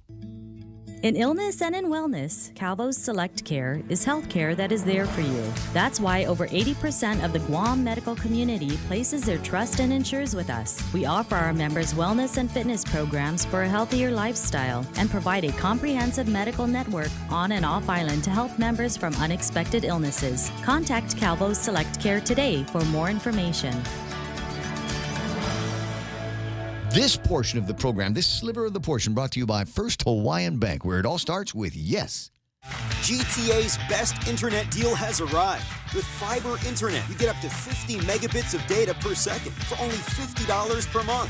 And if that's not enough, Fiber Internet 50 plan includes free Wi-Fi. But this offer will only last through the month of April. So sign up today and get ready for faster downloads, more streaming, a better gaming experience, and a stable connection across multiple devices. Conditions may apply. Visit gta.net for more details. GTA, your island, your network. News to fill your mind. Talk to get it out. The Ray Gibson Show. Man, look at this big crowd on the Facebook. There's Charlie Laron, Swift Boy, Ron Swifty, and Karina Gutierrez Ludwig. Nice to see you there, sweetie. Lawrence J. Alcairo, Josephine Blas, Hoffa Major, Ryan St. Nicholas, Pedro Guerrero. Who else? My buddy Kaz Endo says, I know this guy. He's referring to Mo Cotton, who has got the Facebook Live thing going on. I see Brad. I see Jeff Pleadwell. And Jeff's point this morning is GovGuam politics are destroying the island. Right there along with methamphetamine, buddy. I'm with you. James Howard is there. And James's pitch to all of the politicians, although I'll back this up only to a degree, and it is to the degree that it ticks me off when I open up my Facebook, my Instagram, my Snapchat, and my Twitter, and I see BS plugs for you and your campaign that actually don't mean anything to me, that aren't relevant to me. So if you're going to go, hey man, we just hired the absolute best social media dude out there, and you're going to expect that I'm going to follow every single thing that you say and do and want me to think on social media. Yeah, the chances are just as likely that there's going to be a generous round of unfollowing so I can have my feedback, if you know what I mean. And I'll give you an example. Like last night, I sent out a request for people to like and follow The Point. I don't do this very often. In fact, that's probably the only time, if you're on my list, that's probably the only time that you'll ever get anything like that from me, because I don't want to bother you about that. I want you to be able to come to the show, come to the radio station, and come to the Facebook page because you want to, not because you think you're doing me some kind of big favor. Brad Rizalo with a note. Thanks again to everybody in Guam for hosting an amazing marathon earlier this month. Can't wait to return to participate in another well-organized event. Much appreciation to GVB, PIC United, and all the volunteers. Incredible number of volunteers who kept us pumped up along the course. Absolutely agree with you on that, Brad. And Brad, I might want to talk to you. There might be a reason for an excuse for me to call in with, or have you call in a little bit later on, Brad. And that is because United is now going to be flying the jet airplane between here, 737 in June, the jet airplane between here and Saipan. Looks like they're going to be, but it's going to be an overnight trip because they're flying in at 7 and they're flying back at like 8:30 or something like that. So it looks like once you get there, unless you're going to just do a quick turnaround, stay in the airplane for 20 minutes, then you're probably going to have to leave and go someplace. So for the benefit of people like myself that have not been up to Saipan in better than a couple of years, the question begs, what is there to do up in Saipan now? It's been a while. I mean, obviously gambling, right? Gambling. And get a massage at the Asahi, right? Eat, maybe. I know there's really good food there. I want to find out where the chefs at El Segundo eventually went off to, because those guys, man, that's the best mango pie, best manna pie you've ever had in your life. Anyway, 7:19. And I get so kind of involved in this because I really appreciate people like Eunice and Vaughn and Jennifer and Tommy Barcinas and Joey Franquez and Sheila online this morning. And I always look for an opportunity to say thanks. I'm here, and I'm really glad you're there. Market report time? Okie doke. Let's take a look. Let's see what happened in the market here. I can even put this online so that you can see it on the video screen along with me. Let me get rid of that here. The Dow Jones Industrial Average off today by how many points? 83 some odd points, closing at 24,600 and... maybe this wasn't a good idea putting it on the screen because that means that I can't see it. The NASDAQ at 728 points, 7,223. I can't read this at all. This is amazing. Yeah, NASDAQ 72. I can read it from here. See, 7238 is where they stopped. 26,931 No. See, you can't read it from there, and I'm That's supposed the to read. This is I'm supposed. The S&P 500 at 2,693 points. They're off by 15. So all the markets are down, and a lot of people wondering why the numbers are down. Probably has everything to do with some lousy numbers coming out of Apple. Next quarter numbers and orders from the chip makers are not where they're supposed to be, and that has got some people that are doing a certain amount of freaking out on the markets. Now, as far as Tapis crude is concerned, 72.90. That's actually up over the last couple of days, and that's not good news. I don't know that it is up high enough so that it's like 60 points or 60 cents or something like that. I don't know if that per barrel price is up high enough for the gas companies to want to meddle with the somewhat comfortable $4.23 a gallon. But just in case, if you're anywhere between E and halfway, I would put some gas in the car at today's prices because you never know what's going to happen. West Texas crude at $68.17, and that's where they're going to be ending up and opening up the crude markets tomorrow. 721. That's what happened in the market. Brought to you by our pals at where was right here at Choice Broadcasting. What's that? Oh, I got to do the extra. Oh, I'm sorry.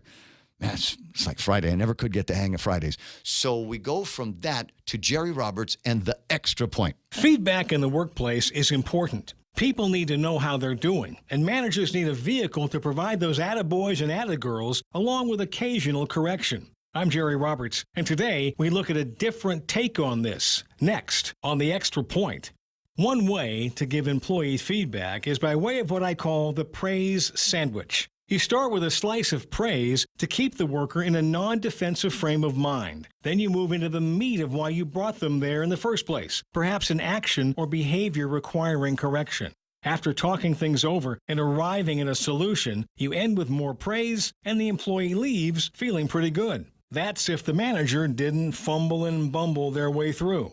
Adam Grant, a professor at the Wharton School in Philadelphia, disagrees with the approach. He says all that praise is worthless because people see through the effort and think it's phony. Well, Grant is right if it is phony. My practice is to actually know workers well and be able to praise them naturally and truthfully. If you can do that, the praise sandwich is pretty much foolproof.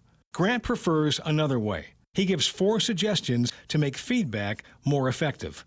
1. Start by prefacing it with just 19 words. Here we go. I'm giving you these comments because I have very high expectations and I know that you can reach them. Grant says people are open to criticism when they believe it's intended to help them. 2. Act more like a peer, less like a boss. Grant's approach. Now that we've been working together for a while, I think it would be great if we gave each other suggestions for how we can be more effective. I'm trying to get better too. Can you see yourself saying that? Number 3. Ask if the person wants feedback. Grant's words. I noticed a couple things, and I wondered if you're interested in some feedback. Now, you're the boss, and nobody is going to turn you down. But I think we can all agree that asking is polite, and people are less likely to be defensive about it. 4. Have a transparent dialogue. Grant likes to set the format of the meeting in a non-threatening manner. Here's how I'd like to do this. Let's see if it works for you. I'll describe my concerns. We'll see if you share them. Then we'll decide what, if anything, we need to do going forward. Then he mentions that it's also possible that he's missed some things. All in all, it seems like a well-reasoned method to conduct a feedback session. If you'd like a transcript of this, go to GuamTraining.com and click on number 54 under the heading XP. That's the extra point. Get out there and make something good happen today. For 93.3, I'm Jerry Roberts. What is that, 19 words that you're supposed to start off with? That's an interesting way to do it. What kind of sandwich did he call it? I like to start things off with my favorite 7 words. A decision's been made and it's final. When you hear that, sometimes you know you're in trouble. For transcripts of that, like the man says, GuamTraining.com on the World Wide Web. I'll be right back. With the largest inventory of rental equipment on Guam, East West Rental Center is sure to have the tool you need to get your job finished quickly. From equipment rental, party rental, parts and service to used equipment, East West Rental Center has what you need. Call East West Rental Center at 646-1463 or visit them online and browse through their online rental catalog at eastwestrental.com. They're located in Upper Tumon, right across St. John's School. East West Rental Center, providing the island of Guam with quality equipment rentals since 1972. Is there going to be traffic today? You know, I think there's going to be some additional traffic at GRMC. And before I get into the actual traffic report, just on a personal note, and it'll be personal to a lot of people because she's touched a lot of lives, Marissa David Peroy is going in for her surgery today. You might have read up on her. She's the lady that went off, ran in the women's marathon, came back and found out that she had a tumor in her skull or something going on in her skull. And they're doing the surgery today at GRMC. And there are prayers from all over the island. And I got a feeling that there's going to be a lot of people hovering around GRMC trying to get the last word on what's happening there. So our prayers this morning, my prayers for Marissa and her family as she does. I love her attitude. She says, "Here I am, Lord. I come to do your will." All right. And is there traffic around GRMC right now? Let me take a look. Yeah, getting out of GRMC, making your way to that intersection. You might see a little bit of traffic building in all the usual spots up and down Marine Corps Drive between League One and that particular area in front of the, where is this? The sports complex in Dededo on Route 27. A little bit of a buildup affecting southbound traffic. Army Drive, as you're making your way towards the Ocean Vista over by Papa's, that intersection there where you got to make that left turn onto 10A is starting to build up. We're seeing a little bit more cars than usual at this time of day. 7:26, that's what's going on in traffic here on The Point. How do you turn every day into cash back? With the Bank of Guam Visa credit card, cash back just got better.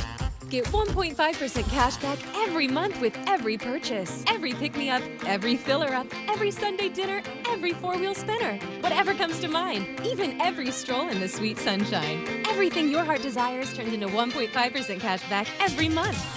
The Bank of Guam Visa credit card, the everyday card. Apply today. Call, click, or visit. Terms and conditions apply. Bank of Guam. Member FDIC.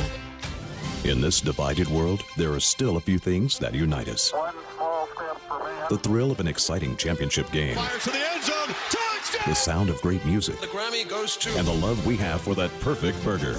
Ruby Tuesday Guam presents to you For the Love of Burgers menu. For a limited time, we want you to put down that fork, tuck that napkin in your collar, and go for broke with an amazing burger for just $11.99. 8 burgers to try, and time is a-wasting. Ruby Tuesday Guam lunchtime. See you soon. I wonder if they have that deep fried burger. You remember we were talking with Blake a few weeks ago and he was talking about the deep fried grilled cheese sandwich. Oh, yeah. You remember that? And then Dave Alcorn chimed in. He says, "Yeah, actually sounds pretty good." I was wondering which of the restaurants he might put that in. What do you say, Dave? They make something like a Ruby. Actually, not a deep fried burger. I don't know if we'd encompass that in the package. But you know what I'd like is I'd like a burger there where they use the same sauce that they use for the chicken bella. Have you ever had that? Is it portobello mushroom and the chicken, and they've got this delicious sauce on it. That's just outstanding stuff here. 7:28 in the morning, and before we get into the next round of headlines here, the story, Meet Me in Mongolia, how aging aircraft may dictate the Kim Trump venue. I've been pushing for the Kim Trump venue to be on Guam since the second it happened. Now, I'm also a realist. I know that it probably isn't going to happen. There's probably no way that we're going to see this, though there is a chance. There's a chance that they might be able to do it here, just based on the delivery area of the plane, the one plane that apparently they have in North Korea that is suitable for travel by His Greatness. I'm talking about Kim, not Trump. So there is this possibility. Now, I've been after the governor to at least send the message out, send it through the regular channels and the back channels, and make it very clear that Guam wants to have the summit here. Even if we don't, it gives us an excuse to build a big peace monument downtown Agana, or other side of Skinner Plaza or something, and we make this big North Korea, the Korean Peace Monument here, and another tourist attraction for the Koreans and possibly soon to be North Koreans to want to come out to. Everybody's going to want a picture, of the selfie at the Peace Monument, right? I would think so. It befitting tribute to the veteran community that we have here, many of whom have served in the Korean War, right? I mean, it would be the single thing that would celebrate the end of a 60-plus year conflict. Can you imagine, Korean Peninsula. right? Can you imagine? And the role that we played, had they not made such a big fuss about wanting to annihilate us here on Guam, we might not have ever gotten to this point. So I think we've done our part, and we deserve this. Now, everybody's going to say, well, what about Switzerland? Can't they go to someplace like Switzerland or Casablanca? Yeah. Well, it might be too far for the airplane. Apparently, it only goes about 2,000 miles. And Kevin said Guam should be inside that radius. So you actually checked. We are how many miles? Just outside the radius. 2,128 miles away from Pyongyang. Well, they could glide in, Well, I'm just thinking if you take out you don't go loaded, right? You fill up as much as you possibly can. Put as much fuel in the plane as you possibly could. He's pretty fat. You get. Well, you put him on a diet. I mean, we're not talking he doesn't need to do this tomorrow, have him run around or something like that. But you take out the Sky Mall catalogs and the little duty-free catalogs, and that ought to buoy the plane up a little bit more. And you're right, you come in at a higher altitude. You go as high as you can. They run out of gas. And then glide in to the Guam International Airport, Anderson Air Force Base, 2192. They've got to build in some Jesus for that. It can't be just 2,000 miles. He could also ride one of his rockets, splash down out in Tumon Bay. We'll pick him up in the water. We'll pick him up like so much what Chinese we did cocaine. all those years. 7:31, headline time from the Guam Daily Post. Here's Kevin Kerrigan. Half a day and good morning, Guam. News time at the point is 32 minutes past 7 a.m. In the headlines from the Daily Post this morning, heavy equipment, some with GovGuam markings, have been clearing a government easement leading to public land parcels that have been awarded for $1 a year in upscale Barrigada Heights. The grading and clearing in the area has raised some flooding concerns amongst some residents below the public property in question. The issue of flooding has been brought to the attention of Senator Frank Uggan Jr., who has sent a Freedom of Information Act request to the Department of Land Management to learn more. Land Management Director Mike Borja telling the Guam Daily Post that he's been strict about adhering to the rules for these $1 leases. He told the Post that the Barrigada Heights land parcels were chosen by those at the front of the waiting list. Those at the top of the waiting list, he said, get to choose which Chamorro Land Trust lots they want. An habitual drug user who nevertheless helped crack some of the meth smuggling cases at the island's prison last year was sentenced to 11 years and 8 months in a federal prison in district court yesterday. Joseph Ryan Constantino Malo was also ordered to undergo an intensive drug treatment program while he's in jail, followed by 3 years of supervised release. Malo's prison term covers 2 separate cases. He pleaded guilty to conspiracy to possess with intent to distribute meth in October of 2016. He also confessed to a charge of felon in possession of a firearm in a separate case dating back to 2012. I regret having to recommend 140 months, said Assistant U.S. Attorney Fred Black, but he's addicted to meth, and he said that Malo needs a swift kick in the rear end to break his drug habit. The governor's office has confirmed that another $10 million in tax refunds will be mailed out on Monday. This will be the second release of refunds for the 2017 tax year. It should cover returns filed through January 31st of this year. The announcement follows the release this past Monday of the first $10 million in 2017 returns. At his April 12th confirmation hearing last week, Edward Byrne, the acting director of the Department of Administration, said he hopes to mail out at least $25 million in refunds by the end of this month, $5 million more to go. For these stories and more, log on to postguam.com or pick up a copy of today's Guam Daily Post. We'll do 7:35. That is the time from iConnect. Connect longer for less with iConnect's push-to-talk and mobile plans.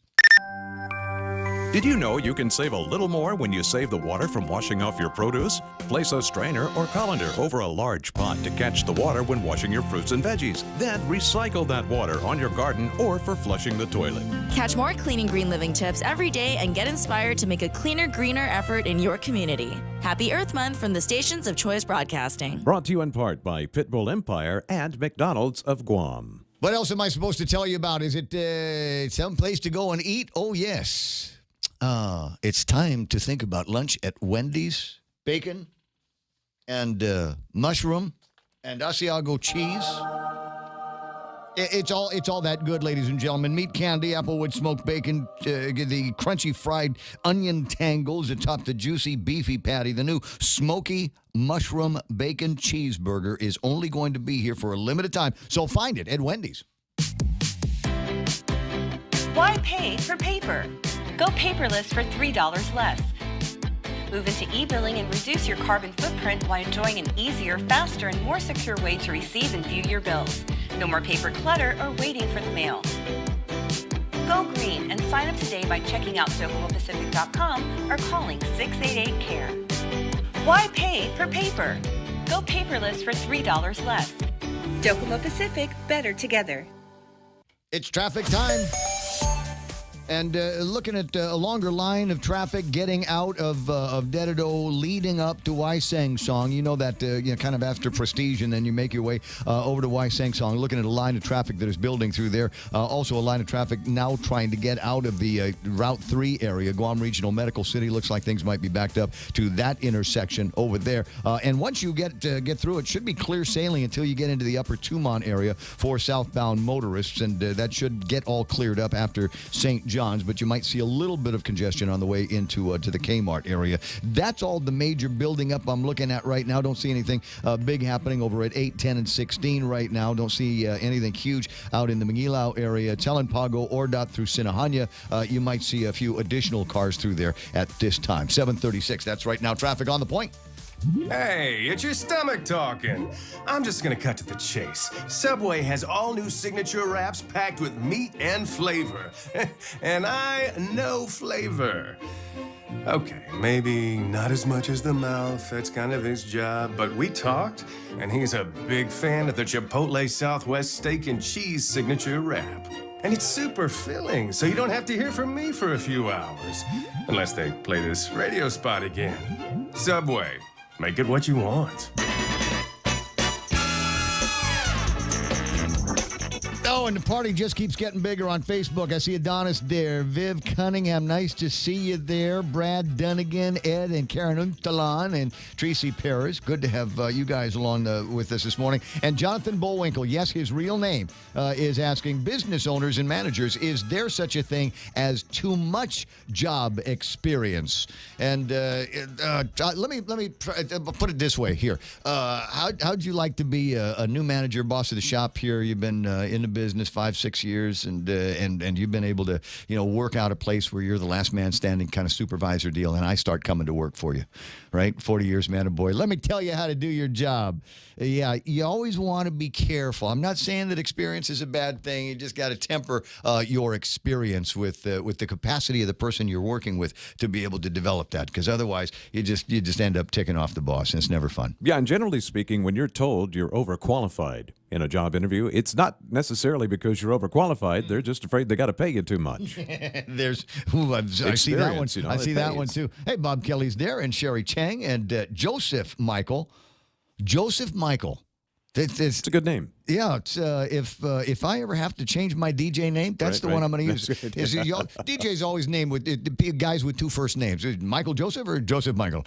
Welcome to KFIB. And it's the original call signs from my favorite talk station, KFIB, Fib. Getting back to, hey, Beck, are you there? I'm here. Okay, good. I just wanted to finish up that story I was talking about.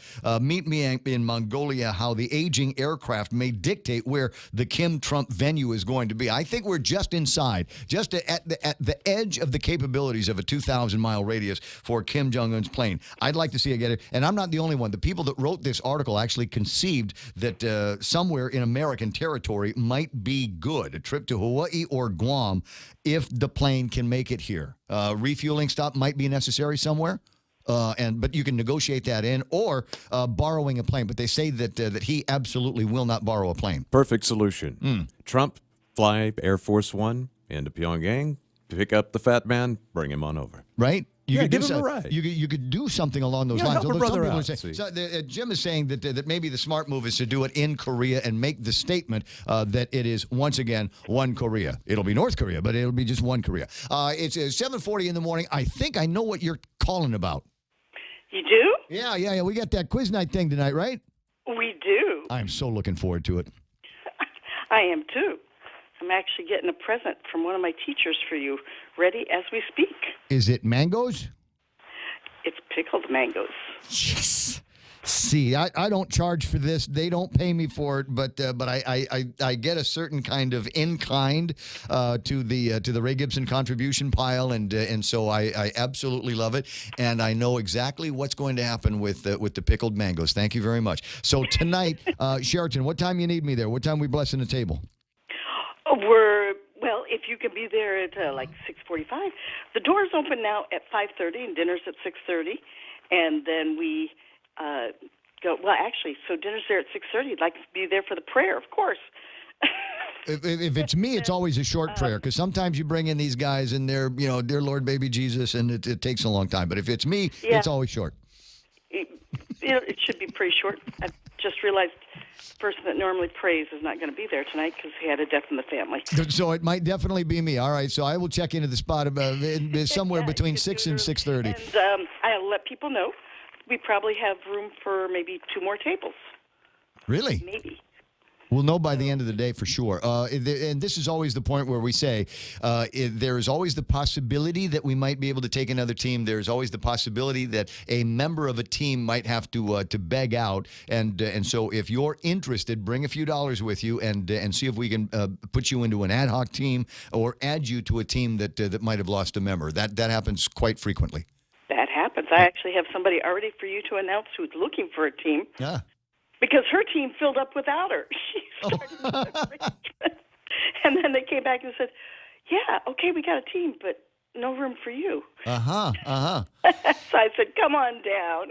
And do that. And so tonight, guys, be there. What did you say? The doors open at 5:30. We'll have dinner at 6:30 after I'm done praying. And then about, I don't know, an hour after that, once everybody gets into their coffee or their third or fourth beer, I recommend the third or fourth beer, then we'll start with the quiz night festivities. Always try to get everybody out by no later than 10 o'clock, because I usually have something to take care of the very next day. But the warning here, the caveat on that is that there's always the possibility that we might have a tie, and that might elongate the evening. We'll see what happens tonight. Of course, with sudden death, it's not as bad when we have tie anymore. We're not going to be there until midnight tonight. That's the thing. So congratulations. So still email us at habitatqn at gmail.com or call us at 647-4667. Gotcha. Great. Gotcha. I'll take care of it. I'll see you tonight. And we're wearing groovy hippie clothes, right? I've heard rumors that some people are. Okay. Me, I'll be lucky to. I'm not wearing my school uniform today, so I'm not coming in the school uniform as usual. Wondering what Kelly Fitzpatrick is going to be dressed as tonight. He's always kind of the one to watch, and it's all right to have a theme for your teams as well. That's always fun too. It is. All right, Beck. I'll see you pretty soon. Okay. You have an awesome time. 888-8255, 888-8255 is the telephone number here on the radio station. And as I've said more than once or twice, tons of stuff to go over, tons of stuff to talk about in the deal. We've got the story about a lot of mileage being accrued and some big spending over at the Guam Economic Development Authority for the process of bringing economic development to Guam. And that's kind of the way you got to look at it. I mean, I get that there's going to be some people that are going to be critical about, hey, man, who's that Jay Rojas guy? Gets to go travel all the time on a taxpayer dime. If the idea is to go someplace and come back with cash for the rest of the island, or come back with some business opportunities, how bad is that going to be? One of these days, and frankly, if I was Jay, I'd start walking around saying, yeah, well, I'm trying to get those Walmart guys to come here. Yes, I got to keep flying to the States, keep working on the deal with the Walmart guys to come out here. That'd be, would that be a catch, do you suppose, for Guam? Oh, for sure. Yeah, but you might not want to put all of that information on your Facebook page. Because that's what it looks like. You might want to, there's certain things, Jay, that you might want to embark. I don't put everything that is happening to me on the Facebook page. It's good to keep a secret from time to time. So there's that. There are the stories and kind of a mixed bag of stories today. We got a couple of guys that went before a judge and in a couple of cases got a little bit of a book thrown at them for their meth dealing. And I think that's a great thing. The problem is, we've got a couple of other stories where we've got people that went before the judge and they told the story and and they looked really, really. They expressed what's the word? Remorse. Remorse and contrition. Yes, contrition is. I'm good at contrition. I can fake that. I think there's a lot of people that can fake that, and you get to be a little bit of an actor. I think, especially when you're dealing with crystal methamphetamine, and you're doing it for so long. You've got to uphold a certain standard of being able to tell a good lie, and I just think that we're being victims of that. I think we've got to work and get the message to the judges that they need to do more to protect this community from the scourge of ICE and letting people off the hook. Just because they told you a good sob story ain't doing it for at least this voice here, and I think many other voices that are beginning to go, hey, wait a second, how are we ever going to get the message that if you step out of line and you do something bad, you're going to get punished for it? If we have people that step out of line and get caught doing it that aren't getting prosecuted properly, aren't suffering enough for their sins. It ain't fair to the rest of us that are doing it right, if you ask me. That's the other way that we can look at it. There's a few things that are happening over at the legislature that I think are going to be somewhat important. Zero-based budgeting is how B.J. Cruz is referring to the process moving forward at the legislature as they craft the 2019 budget. And you almost have to do it that way because you know how much money we're going to bring in next year in revenue for the government of Guam in 2019? We'll have to wait and see because the tax increase just went into effect, right? Nobody knows how much money we're going to bring in. That number is unavailable at this time, Mr. Gibson. And so you almost have to go in and go to the people that you do business with in the government of Guam and say, listen, I don't know how much we're going to be able to give you, so why don't you just tell me what you need? Tell me what you need. And then you go through it and you go, okay, is that a want or a need? And never ask me that question because for me, it's always a need. It's never a want, even though I know how to make the difference. Do you absolutely need that? Yes. Why? Because it will make me happy if I have that. How do you think I built all of this stuff at the radio station? do we need to have 4 video monitors in your studio, Ray?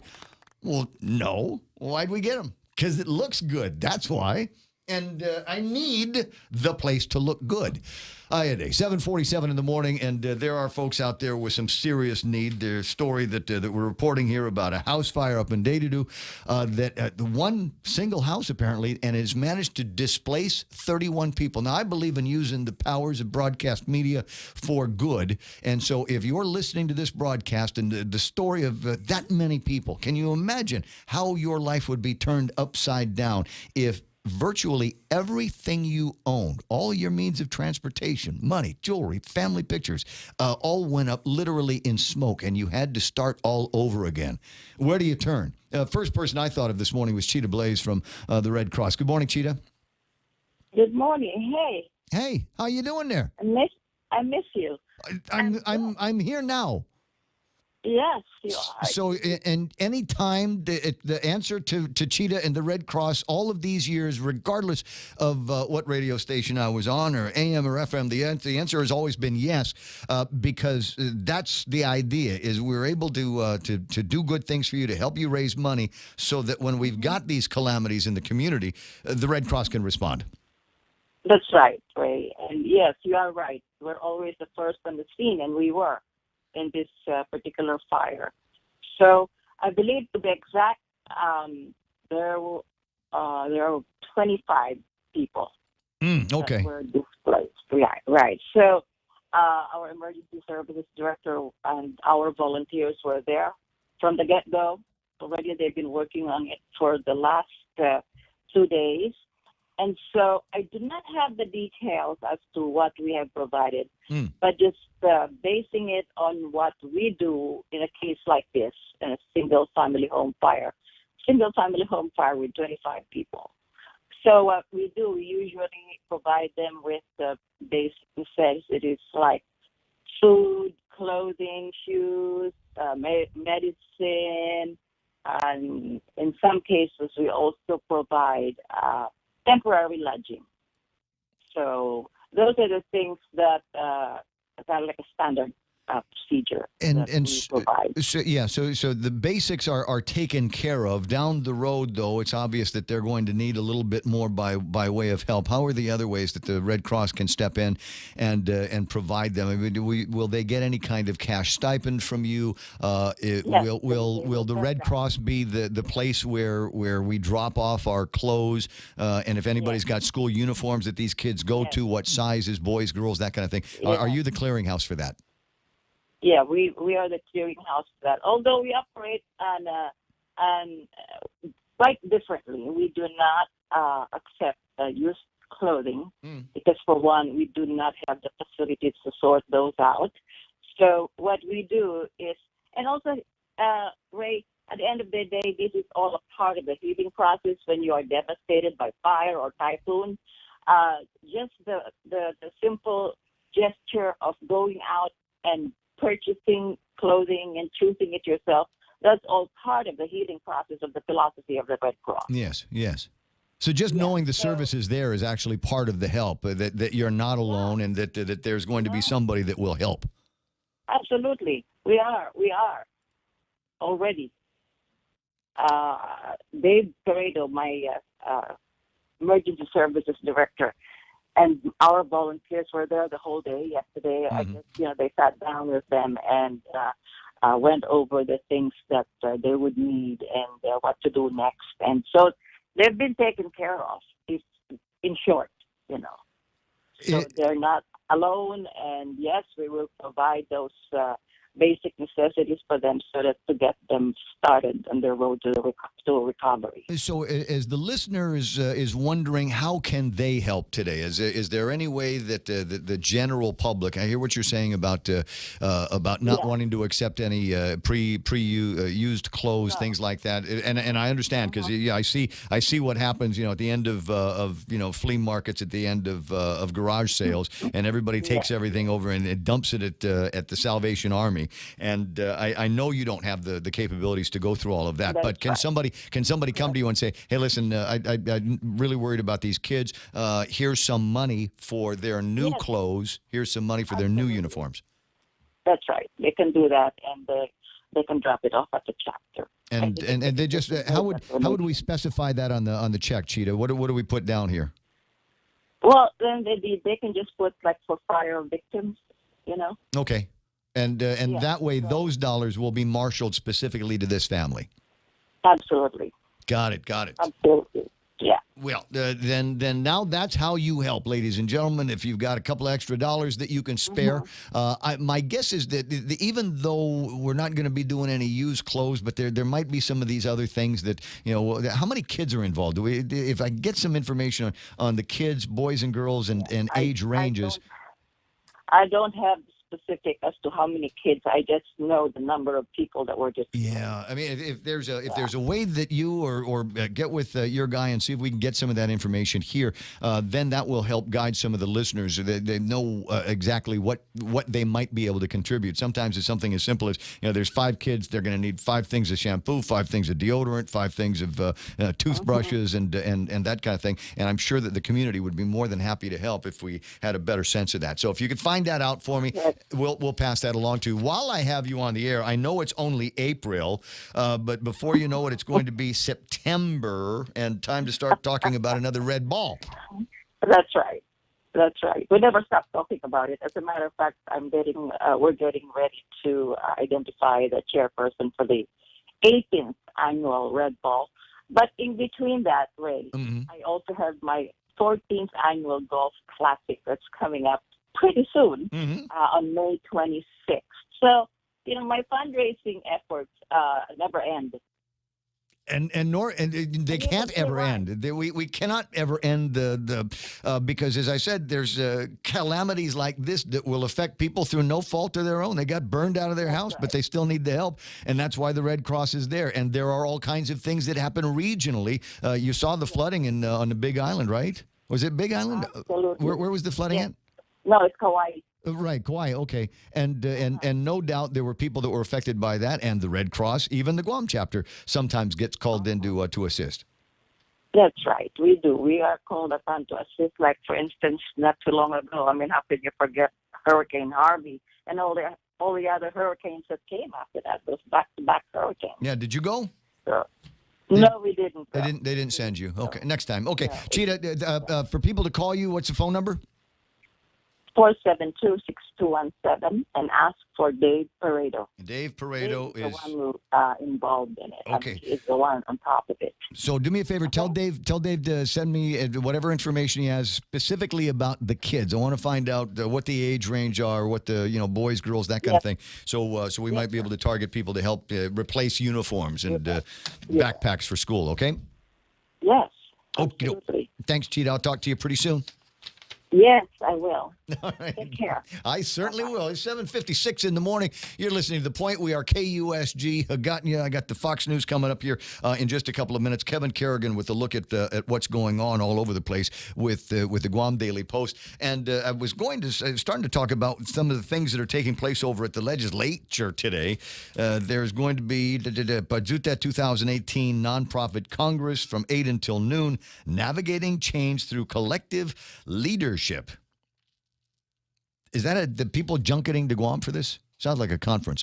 Later on, 3 to 5 p.m., there will be a joint public hearing. 2 bills are going to be discussed. One of them has got the Second Amendment guys all riled up. It has to do with the prohibition of the sale and use of bump fire stock firearm attachments and increasing penalties and fines for illegal firearm possession. And here's the deal. I'm a gun guy. I'm a 2A guy. I don't like bump stocks. Don't care for them. Don't need them. Don't know too many people that do. But this looks like gun control. And if it looks like gun control, it's something that everybody that has a passion for firearms and their own self-defense are going to get kind of annoyed. I would not be surprised if there were a number of guys that show up over at the legislature and provide testimony about a very slippery slope that we might end up going. Now, if you want to do something, that's going to get the attention, because the Fed's going to take care of this. In fact, the company that makes bump stocks, there's not that many of them. One of the companies said, we're not doing it anymore. We're going to get out of this business. For whatever the reasons is. Maybe just they realize that after the bans and after all the conversation about it, it's given their company a black eye, so they're just not going to do it anymore. So this feels like a solution out looking for a problem.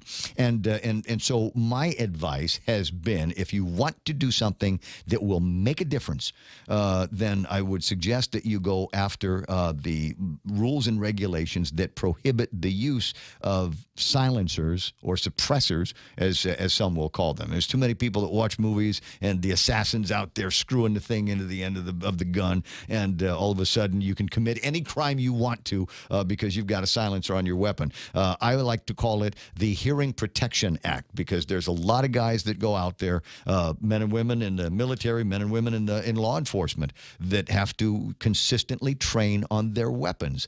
And tell you what, you can stuff in your ears and you can wear all kinds of headphone gear that will suppress the sound. But the smart thing to do is to suppress the sound actually as the bullet leaves the gun and makes that noise, that little small explosion. And you can do that with these things, and it will go a long way to protecting the hearing of people that you love. Now, there is also another bill, and before I spend a lot of time talking about it, my preference is, because I haven't read the bill. It was introduced some time ago, Bill 149-34, relative to expanding the Castle Doctrine by adding the stand your ground justification for acts of self-defense. What it would do is eliminate the requirement of retreating before the use of force in the face of imminent danger. So that's the theory behind that, is that you would have to attempt to flee before you were able to use lethal force to defend yourself. And there's going to be a lot of guys testifying on this one as well, because it just seems to be one of those kind of interesting conversations. Like I said, I'll get my hands on the legislation and do some chapter and verse on that for you. Coming up next hour, like I said, Fox News Live. On the other side of that, we've got Kevin Kerrigan with a look at all the big stories from the Guam Daily Post. And then it's sports with Blake. You're not going to want to miss a single solitary second of the show from this point forward. Let's go, Fox News.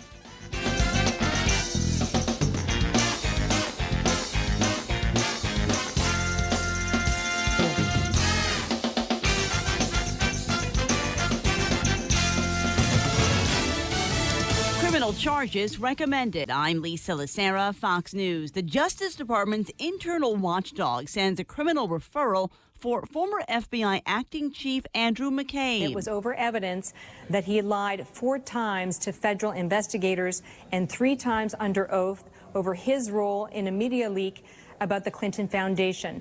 What we don't know is whether the U.S. attorney feels there's sufficient evidence to warrant a criminal prosecution. And in this case, it would be on 18 U.S.C. 1001, which is the federal lying statute. It does appear the referral was made sometime after February or in late February. That is when the Inspector General finished his investigation of the leak involving McCabe, and we believe presented that evidence to the U.S. attorney here in Washington. Fox's Catherine Herridge. In a statement, McCabe's legal team said in part they were advised of the referral within the past few weeks and saying they have already met with staff members from the U.S. Attorney's Office and are confident that unless there is some inappropriate pressure from high levels of the administration, the U.S. Attorney's Office will conclude that they should decline to prosecute. This is President Trump has reportedly told again he is not the target of a criminal investigation, this time involving his personal attorney, Michael Cohen. Deputy Attorney General Rod Rosenstein reportedly telling the president the investigation is focused solely on Cohen. Secretary of State nominee Mike Pompeo spent 45 minutes meeting with the lone Republican who says he won't vote to confirm him. Kentucky Senator Rand Paul said he would oppose Pompeo's nomination as Secretary of State shortly after the president nominated him. Paul argues Pompeo advocates for an enduring American military presence overseas. He says it would be a big deal to change his mind on Pompeo. No word if the meeting had changed his mind. Fox's Rich Edson at the State Department. Fox News, fair and balanced. With the largest inventory of rental equipment on Guam, East West Rental Center is sure to have the tool you need to get your job finished quickly. From equipment rental, party rental, parts and service to used equipment, East West Rental Center has what you need. Call East West Rental Center at 646-1463 or visit them online and browse through their online rental catalog at eastwestrental.com. They're located in Upper Tumon, right across St. John's School. East West Rental Center, providing the island of Guam with quality equipment rentals since 1972. This time, let's hear it from the first KFC female colonel. Smoky Mountain Barbecue, fried chicken so crispy and sweet. That crispy fried chicken. All right, stop, I can't do this. I thought if I dressed up like a country music legend, it would help KFC sell my delicious new Smoky Mountain Barbecue. KFC, it's finger licking good. Lance Armstrong has settled a federal fraud case with the federal government. Fox's Matt Napolitano has more live. Lisa, Lance Armstrong could have owed $100 million back to the federal government had the case gone to trial next month. But today, the disgraced cyclist reached a $5 million settlement over the funds spent to sponsor his teams. The feds joining the lawsuit in 2013. It was originally filed by Armstrong's former teammate Floyd Landis 3 years prior. They joined on after Armstrong's televised confession to using performance-enhancing drugs. Armstrong stripped of a record 7 Tour de France victories for his ties to doping. Lisa? Matt, new information from a health data firm shows the number of prescriptions for opioids filled in the U.S. fell dramatically last year. Time Magazine's list of the 100 most influential people is out, and the magazine says it's not just about power. It's about individuals whose time is now. Among them, entertainers. I don't dance now, I make money move. Rapper Cardi B, along with the Black Panther has been the protector of Wakanda for generations. Black Panther star Chadwick Boseman. Comedian Tiffany Haddish makes the list, saying it's because she watched Oprah Winfrey, who, like Haddish, had a tough childhood but still made her dreams come true. Also on the list, actor Kumail Nanjiani, who wrote and starred in the movie The Big Sick. Actresses Jennifer Lopez, Nicole Kidman, Gal Gadot, and Millie Bobby Brown are in with the most female-heavy list so far. Jacqueline Carl, Fox News. A friend of Prince, who authorities say helped the pop superstar obtain pain medication, says he's relieved to not be charged in his death. That's according to an attorney for Kirk Johnson. The state of Minnesota announced today no criminal charges would be filed in Prince's death. Lisa Lacera, Fox News Radio.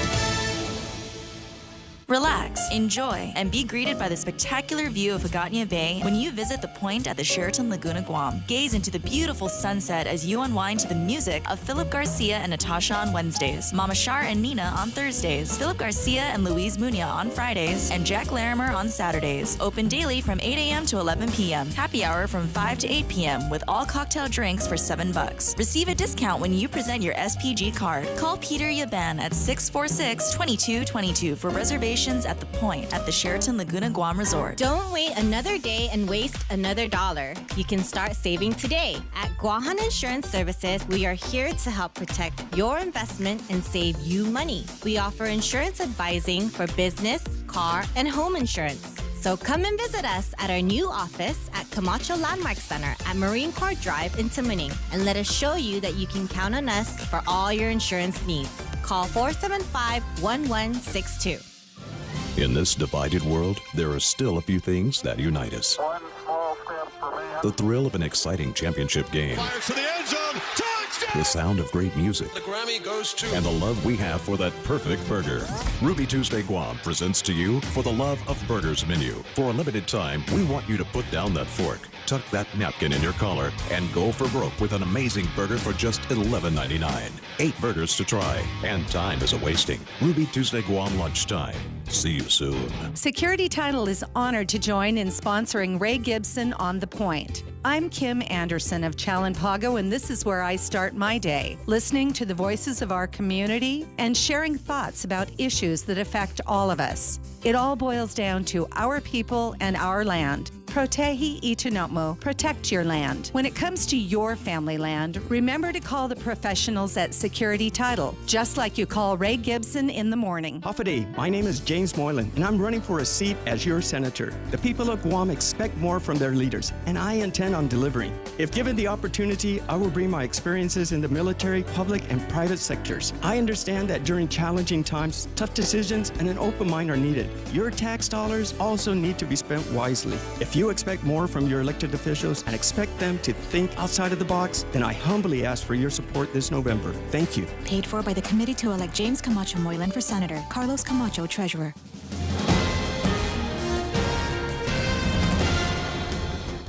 Half a day and good morning, Guam. News time here at The Point is 8 minutes past 8 a.m. this Friday morning. I'm Kevin Kerrigan. Here's a look now at some of the top stories from the Guam Daily Post. Former U.S. Postal Service worker Michelle Dukitswitz was sentenced to probation and the 15 days she'd already served after pleading guilty to using her role at the post office to help drug traffickers track shipments of methamphetamine to the island. Dukowitz admitted that she received drugs and money in exchange for her services. She was facing a sentence of up to 4 years in prison, but her attorney, federal public defender John Gorman, told the court that his client had kicked her drug habit, was holding a new job, and was still a single parent to an 8-year-old daughter. Assistant U.S. Attorney Fred Black concurred, saying Dukowitz had agreed to cooperate in another major drug case. District Court Judge John Coganor accepted the sentencing recommendation, but remarked that he was stunned at the level of methamphetamine use on this island. Heavy equipment, some with GovGuam markings, have been clearing a government easement leading to public land parcels that have been awarded for $1 a year in upscale Barrigada Heights. The grading and clearing in the area has raised flooding concerns amongst some residents below the Chamorro Land Trust properties in question.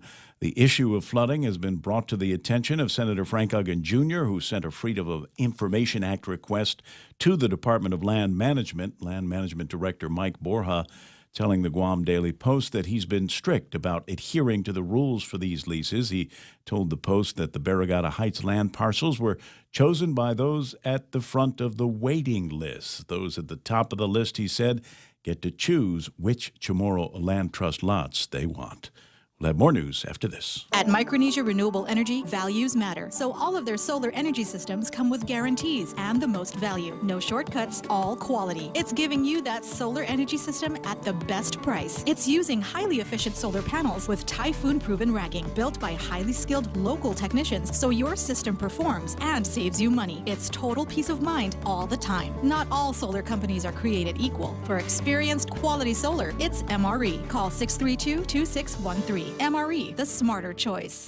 For over 55 years, Community First has served our island as a full-service financial institution. And now, we're proud to introduce the new Community First Student-Run Credit Union, open in Mangilao on Route 10, Guam's first student-run financial institution, which means it's operated by college students like us, ready to serve all our members, existing and new. We're just down the road from UOG and GCC. Community First Guam Federal Credit Union, now open in Mangilao.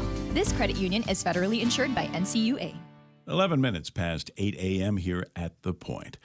Carl Wickramasoria, a reported drug dealer and informant, will not have to serve any more jail time on top of the 4 months he's already spent incarcerated.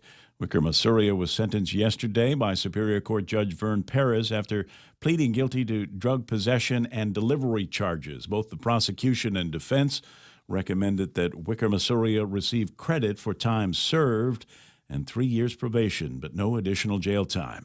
Assistant Attorney General James Collins said that Wickramasoria provided substantial assistance to an investigation that led to the federal conviction of a man who brought in more than $200,000 worth of drugs to Guam.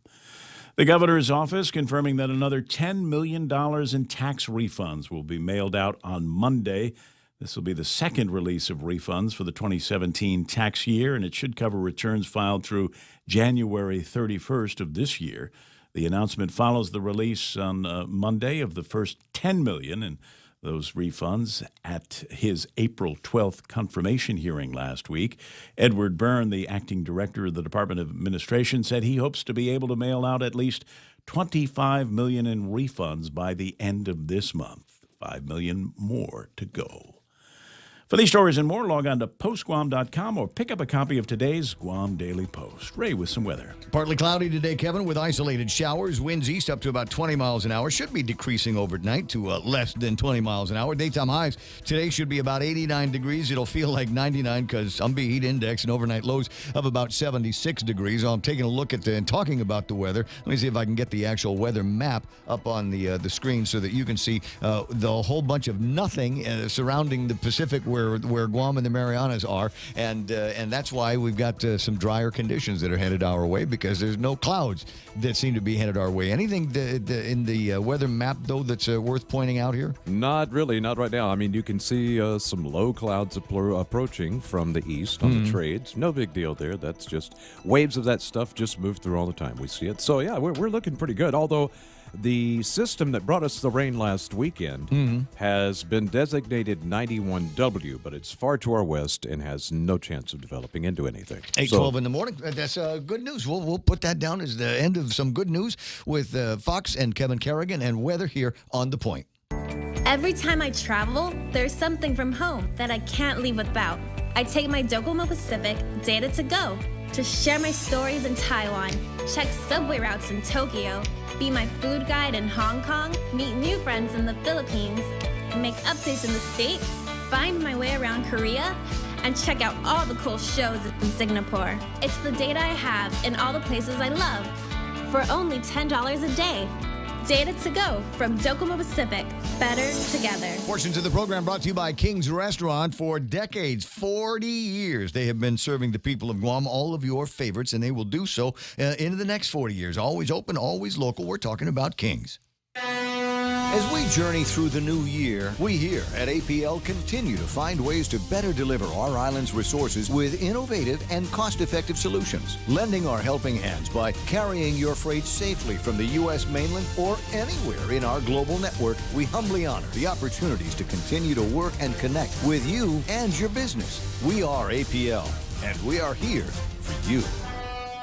Security Title, providing solutions for complex real estate transactions, bring you The Ray Gibson Show. For more than 40 years, we've managed our island's most precious resource, your health. Take Care's benefit plans allow members access to more than 120 medical providers, 40 dental providers, and 18 pharmacies in the region. Take Care's health plans ensure members in Palau, Saipan, and Guam receive the care they deserve. Our programs and wellness classes have proven results for our valued members, and our commitment to your health never been stronger. Take Care, our island, your health plan.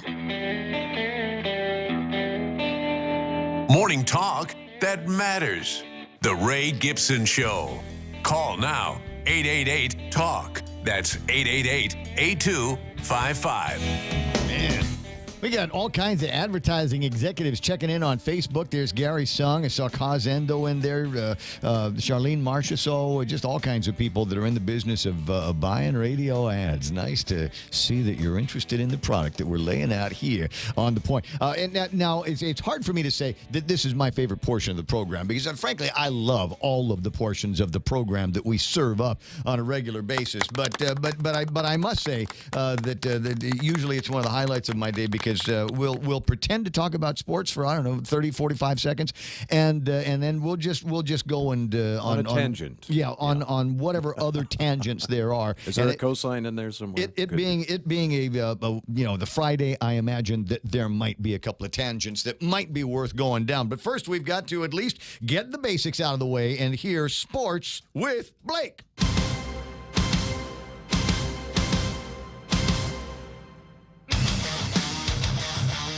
Now, speaking of sports, the incredible Manami Iijima has just tuned in on Facebook. She's right now, as we speak, listening. Hold on a second. I know why, because I think she likes to look at you.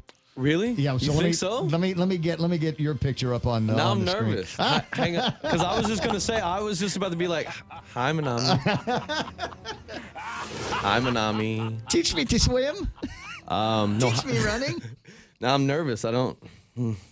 She always kind of scolds me. We'll be at some place and she says, "Where are you going to go now?" I said, "I'm going to go get beer." And she kind of looks at me like, "Really? Really? Yeah. Again?" I'm Yes, just glad again. we don't have the camera set up in here because it'd chase all the people away. No, you're you know who Mike looks like to me. You ever see this? There's like a statue of a laughing Jesus. He's like laughing and he's pointing. Oh yeah, the one from Jay and Silent Bob Strike Back. That's the one. There we go. That's Nice. if people ask what Michael Knight looks like. Well, actually, that's what he looks it's like. It's the statue. I'm sorry, I misquoted Oh, it. is it I'm so Dogma? sorry. It's Dogma. I It was is about to say Dogma. but it's the same. It's the same same cast of crew that's all in all those movies. Yeah. Clerks, Dogma, Jay and Silent Bob. They're all the same. So if you've Speaking ever wondered, of- that's where it is. Okay, what do you got? No, this got nothing to do with nothing. I'm probably talking to 3 people out there, but Super Troopers 2 is out in the theaters today. I've been waiting since 2001 for this sequel, and it's out today. So that's got nothing to do with nothing. But, Okay, she says that we're awesome, and she's training on her bike right now. Oh, so I don't think she's out riding around listening. I think she's got the stationery in the house. Oh, well, then So we she can shouldn't be laughing and carrying on. We need to be giving her motivation in her ears right now. Right? Keep pumping. Keep Keep moving. You're going up the They're hill. You're not- looking great. Everyone else is behind you. No, you're looking great. Gamete kudasai. Gamete. Gamete kudasai. Keep going. Do we have sport? Oh, yeah, we do have sports today. Got to be one. Well, let's get through it here. Notre Dame Lady Royals stay perfect. There's a few IIAG teams in all the leagues this quarter that are perfect. Notre Dame Lady Royals are one of them. They remain unbeaten after a dominant performance against Ukudu at Leo Palace yesterday. They go in there, blank the Lady Bulldogs 6-0. And ride into the weekend perfect with still, I think about halfway through the season. I think they still got maybe half the schedule left. Is it? Somewhere around there. Yeah. Okay. Ish. I'm guesstimating. And then also moving on to the gentlemen's game of golf. 15 junior golfers, Ray, from Guam and Saipan banded together to form Team Marianas, and they competed in the 2018 PAL JGFP Junior Interclub Championship. 3-day individual team competition was held in Pampanga, Philippines at the Pradera Verde Golf Course. I don't know what Pradera means, but I know Verde's green. Yeah, okay. I think that's right. The green vista. I'm still thinking in Japanese, so that would be Midori. Ah, okay. The team comprised 13 juniors. 2 of Saipan's best were also on the team, and they competed in various age groups and had a third place honors finish in the 7 to 8 girls division. And then let's see here, Guam's Tayana Jacot. Don't know. Jaco.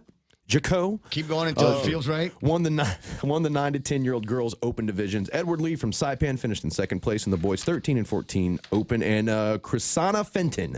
That was the name of the young lady who got third place in the 7 to 8-year-old open girls division. So there you go. Nice. Okay. All right. And so there's a few other things that might be going on. I don't have. I'm sure there is a 5K somewhere tomorrow. I just don't know where it is. Yeah. Are you drawing a blank on it? No, you're right.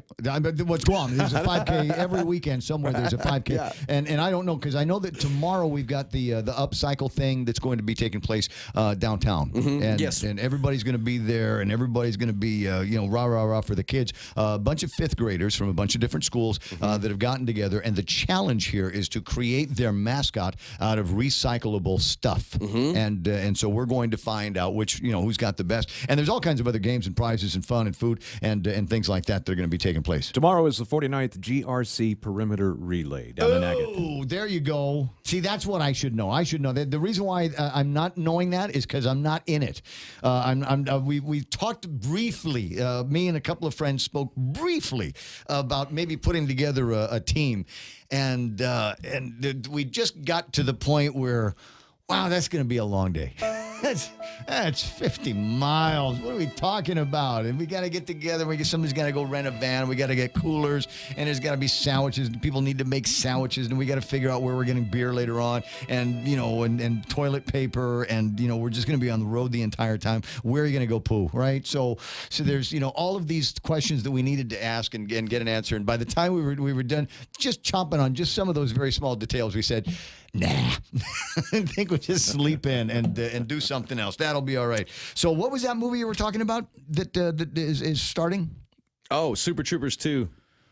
So okay, Super Troopers 1. Remind me, what was it? So it's set either, I forget. It's set either in, but I can pinpoint it close. Either Vermont or New Hampshire. It's set in one of those, and they're state troopers. The great Brian Cox, who's been in tons of things. He was King Agamemnon in Troy, most notable. But he is the head of this ragtag group of state troopers who just get into all kinds of fun and hijinks and. How did I miss that? It's like a kind of it's very National Lampoony, but I mean, like I said, it's not. It's made by a comedy troupe, like National Lampoon used to, but they're called Broken Lizard, and they have a few of them. They have a one called Club Dread, which is like a comedy horror, like desert island kind of movie. They've got one called The Slammin' Salmon, which is all about it's like that movie Waiting. It's all about a restaurant, and then they have Super Troopers. They have Beer Fest, of course. They're the ones who made the Beer Fest movie where they go over and they get into the And so they had a poll on their website for a few years, starting back in like 2008, 2009, and it was, which one do you want to... Because at the end of Beer Fest, right, they win the Beer Fest, spoiler alert, they beat Germany because they learned how to drink Das Boot, and then as they're leaving Beer Fest, they run into Willie Nelson. And he was like, "Hey, fellas, I'm going into a pot fest. I need a team. You guys want to, help me out?" As an addition to what you're saying, today is 420, by the way. It's the only reason we're doing this. So anyway, I said all that also to say that people have been wanting Super Troopers 2 because I think that movie came out in 2001. And also Potfest, people want the sequel to Beer Fest. So they put a poll on their website, and whichever got the most votes by the fans, that's the one that they would make. I ain't high, I'll tell you that, man. I don't feel nothing, man.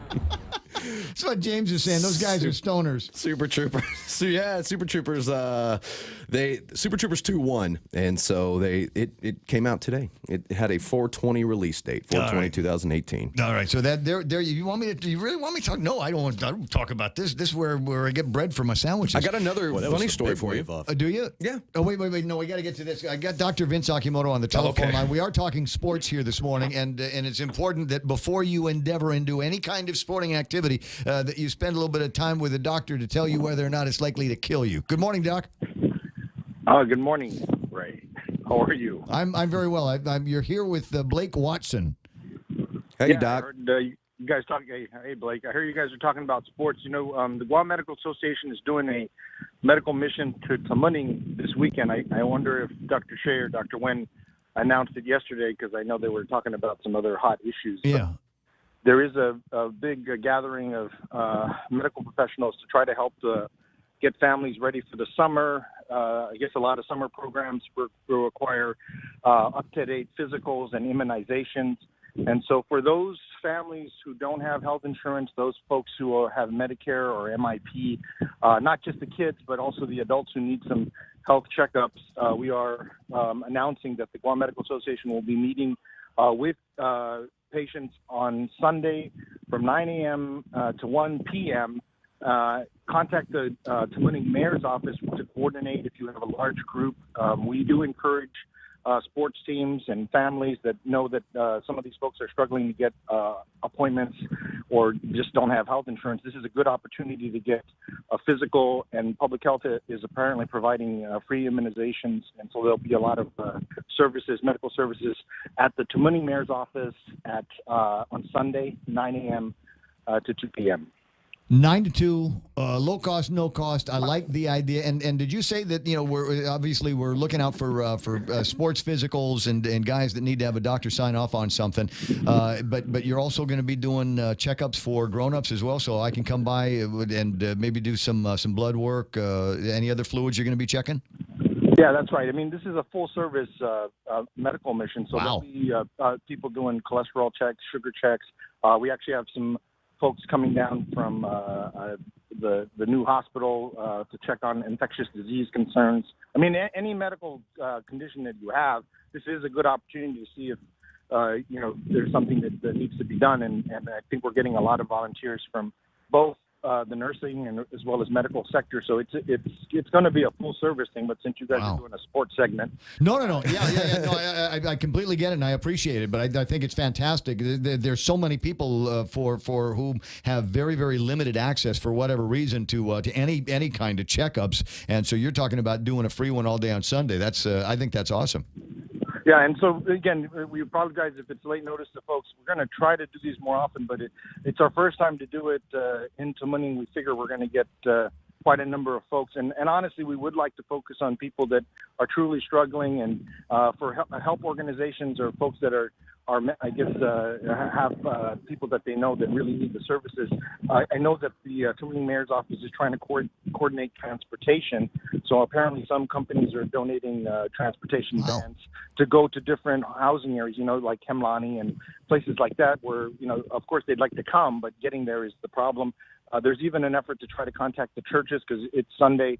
We know that, again, this is not the best of timing, but it is what it is. And we'd like the churches to identify families that need help to come on down, and if they can help with Well, you know, if you don't get, and it might help so that you're not completely overwhelmed on Sunday, and then you can plan to ramp up and figure out how to ramp up and scale up the options for the next time that we do this. So the timing, I think, is absolutely perfect, and I'm in love with the idea. I'm glad you called. If you can have somebody send me some information on it, I'd be happy to talk about this for the rest of the morning, you know, in whatever break times that I have, where I can talk about great community events, because I think this is a great community event.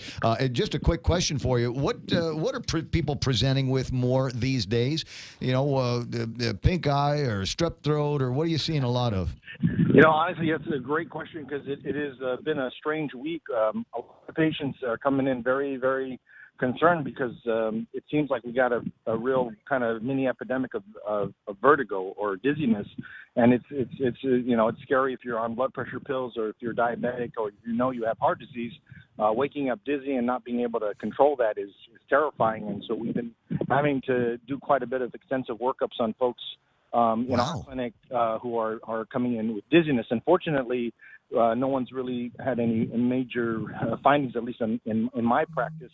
But it is confusing because somebody's going to have a stroke, somebody's going to have a heart attack, and so that is kind of what's kind of bogging down our the flow of patients through, because we do need to stop and really focus on the people that look like they're the most sick and people that are dizzy that are coming in here. I mean, these folks are genuinely afraid they're having a stroke, and they can convince us that they might be too, since they're usually hypertensive or diabetic. So yeah, it's been a bit of a rough week because we are dealing with something that we don't normally see. And what's the treatment for that? I mean, I literally in the last week somebody has told me they had to take a day off of work because they had as you say, they wake up in the morning and they've got the vertigo. Yeah, knocked them out for a couple days. A couple of days. Yeah. So what's the treatment? So, a lot of times it's due to a virus that's affecting the middle ear. So we think that what's happening is folks are getting exposed to infections either in the weekend with when they're with their family or maybe when they've gone to some public places where they're eating food, because it does seem like folks are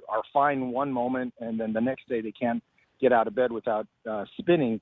And I mean, again, it's very difficult to differentiate between that and a real medical emergency, and so we don't cut any corners. We really do need to kind of do the full workup for heart and brain disease. But the treatment is really to get the underlying sickness calmed down. If it's a virus, we treat the virus with supportive care. If it's a bacterial infection, because some people actually have ear infections or sinus infections that we can justify as being potentially bacterial because they've got other problems going on like allergies or their mucus is green.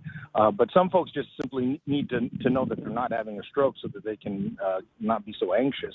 And we're running blood tests on folks who are diabetic because sometimes that'll exacerbate things. So I'm using big words just because. No. I'm digging it. I watch a lot of television dramas about doctors, so I'm able to follow along just fine. So I get it. The thing is, folks, if you're waking up and if you got some of the symptoms that Dr. Akimoto is talking about, go see a doctor.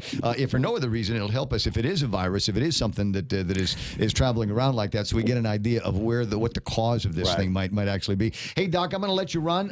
Or you can stay on hold and tell me how you feel about the inclusion of Guam Regional Medical Center in the RFP that the guys over at Take Care have now protested. No, actually, I'd like to wait for the guy from GITA to come back so that he can make sure that all the insurance companies are playing fair. I hear he's off island and he's spending a lot of money. I'd love for you guys to talk about that. Okay, it'll come up in the news. I'll see you pretty soon. Dr. Vince Akimoto, what do you think of that? So an opportunity for people, if you've got to get a doctor's signature on your kid's physical, that's the way to do it because it's free this weekend. Tamuning Mayor's office. Right. I was laughing a little bit to myself because when you said you watch doctor shows, there's one that just Scrubs is the best doctor show ever. You're right. But network TV, they just get overly ridiculous sometimes just for ratings and all that. So one of the most ridiculous premises I've seen for a show in a long time is On Now, and it's a medical show. I don't know who's running it, one of CBS or one of the networks. Is it Good Doctor? No, it's not that one. It's the one where the doctor's also a magician. No. No, I haven't. It's not Dr. Strange. I'm not gonna. If I say something bad about Good Doctor, then people are gonna get mad at me for not having Good a soul. Doctor runs in my house. I don't watch it, but there are people in my house that do watch the Good Doctor. But there's one, I think CBS is rolling it out, where the doctor is also a magician, and it's just I can't get behind it. We get it. As you say, just another excuse to do ratings. We know doctor shows works. We know fire shows works. We know court dramas work. So let's just throw everything into this pot. And what you'll see, I think, is it ABC, is that now all of there's the Chicago PD, the Chicago Fire, and Chicago Med, and all of the characters are on all of the shows. So it's like the Avengers thing. Anyway, it's called Deception, by the way. Superstar magician joins the FBI, so it wasn't even a doctor show at all. Okay, well the FBI stuff works. Listen, you got to do your thing over next door. We need to go directly into headlines so that Kevin can go into and do his regular job. We'll pile up a whole bunch of commercials later, but Kevin Kerrigan has got to go and do his daytime job over at the Guam Daily Post. And he can't do it until he does today's headlines. Here's Kevin Kerrigan. Half a day and good morning, Guam. News time here at The Point is 33 minutes past 8 a.m. In the headlines from the Daily Post this morning, Elite Bakery and its retail store have been shut down by the Department of Public Health after the company's sanitary permit was suspended following an inspection yesterday. Public Health says in its report that the inspection was conducted following 3 complaints about moldy floors and trash in the establishment. According to the report, rodent bait feedings were observed on the second floor and numerous dead cockroaches were found. The inspectors also observed that no sanitizers were used to clean equipment. Foods like eggs and cheese were left on the counters at room temperature. Plates, utensils, and pans were being stored on the counters unprotected from contamination, according to the report. The sanitary permit was suspended until all the violations cited have been corrected. An habitual drug user who nevertheless helped crack some of the meth smuggling cases at the island's prison last year was sentenced yesterday to 11 years and 8 months in a federal prison. Joseph Ryan Constantino Malo was also ordered to undergo an intensive drug treatment program while he's in jail, followed by 3 years of supervised release. Malo's prison term covers 2 separate cases. He pleaded guilty to conspiracy to possess with intent to distribute methamphetamine in October of 2016, and he also confessed to a charge of felon in possession of a firearm in a separate case dating back to 2012. I regret having to recommend 140 months, said Assistant U.S. Attorney Fred Black, but he's addicted to meth, and Malo needs a swift kick in the rear end to break his drug habit. The family of the late bodyboarder Brian Cruz, who died last year following a fight with friends, have asked for more than $40,000 in funeral and hospital expenses. Cruz's family seeking restitution from J.C. White, who was convicted of aggravated assault in Cruz's death. White was acquitted of manslaughter and negligent homicide. The government was ordered to provide the hospital costs and other expenses and turn them over to the court for its review. White is scheduled to appear back in court next month. For these stories and more, log on to postguam.com or pick up a copy of today's Guam Daily Post. iConnect time in the studio. It's 8:35. iConnect will let you connect longer for less with their incredible mobile or push-to-talk plans. In illness and in wellness, Calvo's Select Care is healthcare that is there for you. That's why over 80% of the Guam medical community places their trust and insures with us. We offer our members wellness and fitness programs for a healthier lifestyle and provide a comprehensive medical network on and off island to help members from unexpected illnesses. Contact Calvo's Select Care today for more information. What you feel like eating for lunch there, huh? Have you thought about Wendy's and the incredible bacon mushroom smoky sandwich that they have there? You need to be thinking about that all the time, and you need to be getting your hands on it all the time. This thing is not going to be around forever. Just for a limited time at Wendy's, they're making the smoky mushroom bacon cheeseburgers. Got the smoky sauce and sauteed portobello mushrooms, melted Asiago cheese, crispy applewood smoked bacon, and, of course, those onion tangles on the top to just complete this thing. It really is fantastic, but you're really going to regret it if it comes and goes without you trying it today at Wendy's. With the largest inventory of rental equipment on Guam, East West Rental Center is sure to have the tool you need to get your job finished quickly. From equipment rental, party rental, parts and service to used equipment, East West Rental Center has what you need. Call East West Rental Center at 646-1463 or visit them online and browse through their online rental catalog at eastwestrental.com. They're located in Upper Tumon, right across St. John's School. East West Rental Center, providing the island of Guam with quality equipment rentals since 1972. For over 55 years, Community First has served our island as a full-service financial institution. And now, we're proud to introduce the new Community First Student-Run Credit Union, open in Mangilao on Route 10, Guam's first student-run financial institution, which means it's operated by college students like us, ready to serve all our members, existing and new. We're just down the road from UOG and GCC. Community First Guam Federal Credit Union, now open in Mangilao. This credit union is federally insured by NCUA. GTA's best internet deal has arrived. With fiber internet, you get up to 50 megabits of data per second for only $50 per month. And if that's not enough, Fiber Internet 50 plan includes free Wi-Fi. But this offer will only last through the month of April. So sign up today and get ready for faster downloads, more streaming, a better gaming experience, and a stable connection across multiple devices. Conditions may apply. Visit gta.net for more details. GTA, your island, your network. Stop by any Circle K today and overload your For Real. It's simple. Pick out your favorite For Real shake, blend it, and then mix and match any 2 toppings for only $1. Overload your For Real with a variety of sweet treats like Oreo cookies, gummy bears, classic M&Ms or peanut M&Ms, and Reese's peanut butter cups. Simply add them to your For Real shake for an overload experience and enjoy. For Real Overload, only available at participating Circle Ks. Circle K, take it easy. Oh, that's so cute. You know, there's anything can happen on Facebook, and the program has been discovered by Dan and Michelle. Dan and Michelle are I don't know whether they're a morning team. I assume that they might be working out as a major drive time position at Mix 96 in Sacramento, California, and they seem to be flummoxed by the idea that it's Friday here already. They don't have the international dateline over on at Mix 96 in Sacramento, California. But yeah, that's the magic of it, guys. We are here on this side of the international dateline. Guam is where America's day begins. Thank you very much for discovering the site, and thanks very much for chiming in and saying hello. Is there still traffic? Just a little bit. It's building up and has built up in all of the usual places, but nothing to write home about. It doesn't look like there's going to be anything that's going to be snagging you at all. There might be just a tiny bit over at the old Automasters on the way into to Adelup, but I think that's going to be it. Right now, traffic here on The Point.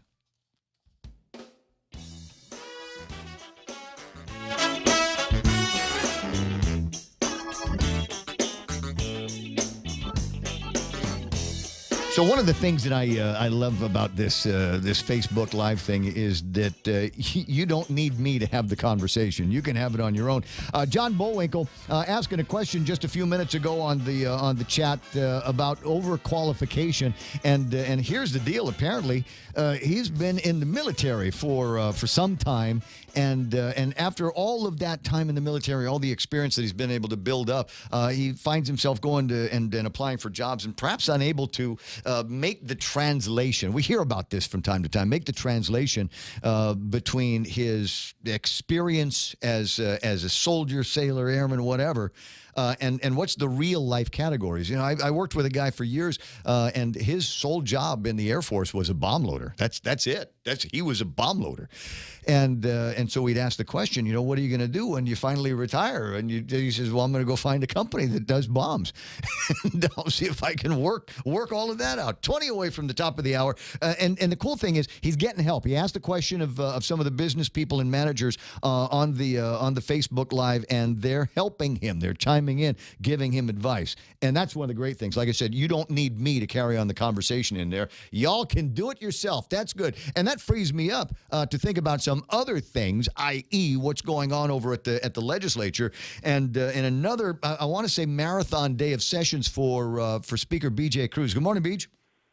Good morning, Raymond. So yesterday, first opportunity to get with some of the agencies in the government of Guam and start talking to them about the budget for 2019. How'd that go? Well, it went really well. The first day was actually quite easy because it involved all the agencies that were either autonomous or like the airport and the port, or completely federally funded, like the Guam Energy Office, Guam EPA, Department of Veterans Affairs. Veterans Affairs. Not so much that they were completely federally funded, but they're so underfunded. But their importance is something that we can't possibly, close that office. They provide a very important service.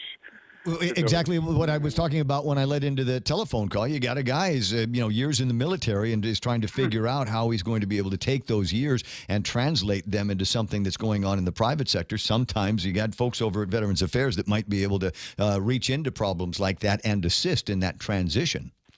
And also the Department of Military Affairs, the local contribution is about $909,000, and in return we get almost $49 million a year in personnel and other expenses. Things from the federal government. That doesn't include the amount of money that they put into the buildings up at in Barrigada. So, what I was trying to show those of you that keep insisting that the government's completely fat, that there are some places that aren't fat, and I just wanted to highlight those as a start. Those kinds of agencies that, like the Appeals Board and our Accountancy Board, yes, we do have them in the budget, but the thing is that they're completely self-sufficient in that they raise their own funds. And in fact, the Accountancy Board donated $1 million to the University of Guam for a endowment seat. So I'm just trying to walk us through Public Law 3487 listed all the agencies of the government of Guam that were potential for reorganization, and some of them were listed at 300 and 200, and so these agencies were listed in the 300s, and I wanted to show that they're not inconsequential and irrelevant. They are quite important and necessary for us to continue. But in the process of putting the budget together for 2019, you do have to have them kind of justify their existence, perhaps as standalones. Or and I thought maybe there might be a couple of these agencies that might be ripe for consolidation, not necessarily elimination. But let's take a look at what their jobs are, and if there are such similarities in what they do or their intended users, is it possible that they can be consolidated into just one agency? Yes, and though I wasn't about to make the suggestion because I'd never served in the military, I was glad that Senator Talina Nelson, who has served honorably both in combat and in the National Guard locally, came up with the suggestion of the possibility of Veterans Affairs being subsumed into the Department of Military Affairs. Mm-hmm. That would provide for all of the security and maintenance that the Department of Veterans Affairs needs for the cemetery, and that there are numerous men and women at the Department of Veterans Affairs, Military Affairs, the National Guard, who assist their soldiers in getting their veterans benefits, and so that might be a very good marriage. And so, well, we spent a lot of time. Not want to do that. I was very happy that she came up with the idea, which I thought was quite good. And it could actually work out in a bunch of different ways, as you point out. Veterans Affairs saying that we couldn't possibly take on any more cuts. Their budget is $631,000 and change, almost $632,000, of which $500,000 or so is personnel, leaving them with only $128,000 for rent and printers and papers and ink that goes into the Xerox machine and all of those important things. At the end of the day, $128,000 for all of the other things that they have to do beyond making sure that their people get paid just doesn't seem to be a whole lot left by way of services. So they are going to need to be backfilled, as Tom Matta would say, with other resources, perhaps from another like agency. Right, and so I was very happy with the suggestion that was made yesterday. And so that's the way the day went. I tried to tease the guy from the professional engineers that maybe he should talk to Dave Sanford from the accountancy board about maybe the money that they're raising by the appeals board could be an endowment to the university. Yeah, or hang out with the guys over at SAMI, the same guys, and they seem to be attracting a lot of attention these days and doing some good work and providing for an opportunity for the build-up forum last month over at the Dusatani. There's obviously the places to go after this, after you've met with that gaggle of the departments and agencies. Before too much longer, you're going to be getting into the 100s and be looking at what the needs list versus the wants list is going to be between the Department of Education, the Police Department, the Fire Department, et cetera, and Public Health. Yes, and those are going to be a different way of dealing with those agencies. Though I didn't, though they haven't prepared their budgets in such a way, the letters that will be going out to them next week when they're invited in for their hearing is that though their budget wasn't prepared, either program-based budgeting or zero-based budgeting, the questions that I'm going to be posing to them at the hearings and ask them to be prepared to answer would be close to zero-based budgeting. Justify to me from zero up why you need all of these individuals, why you need these programs, what's the statutory mandate for these programs, and why do you need to continue to do them, or don't you need to continue to do them? And so it'll be interesting for those hearings because they've never had to justify that before. They usually come in and say we want a 3% increase because just organically we should be able to grow 3%. No, now it's going to be you're going to come in and you're going to explain to me why you need from the first person in to the top, and you'll be getting what you prove to us that you need, not so much what you want or what you got last year. Well, I think there are opportunities, and I've been a critic of this for years. I believe in summer school. I attended it several times myself because I wasn't any good at books and learning in the concrete school environment. So I spent a lot of time at public school, not public school, but in summer school programs for which my mother paid extra, for which I had to find a way to get to the school myself. There was no busing that I could get on, and so I worry that we are coddling, if you will, some of these kids that aren't any good at studying, spend too much time with the Salvia Divinorum and bullying other kids in the school, and show up at summer school expecting the taxpayers to cover that nut as well. So I'm thinking that might be a great place to start with. I need you to justify everything that we do outside the regular 180 days of the school year that cost the Department of Education money. Yes, but we need to be investing as much as possible in preventative.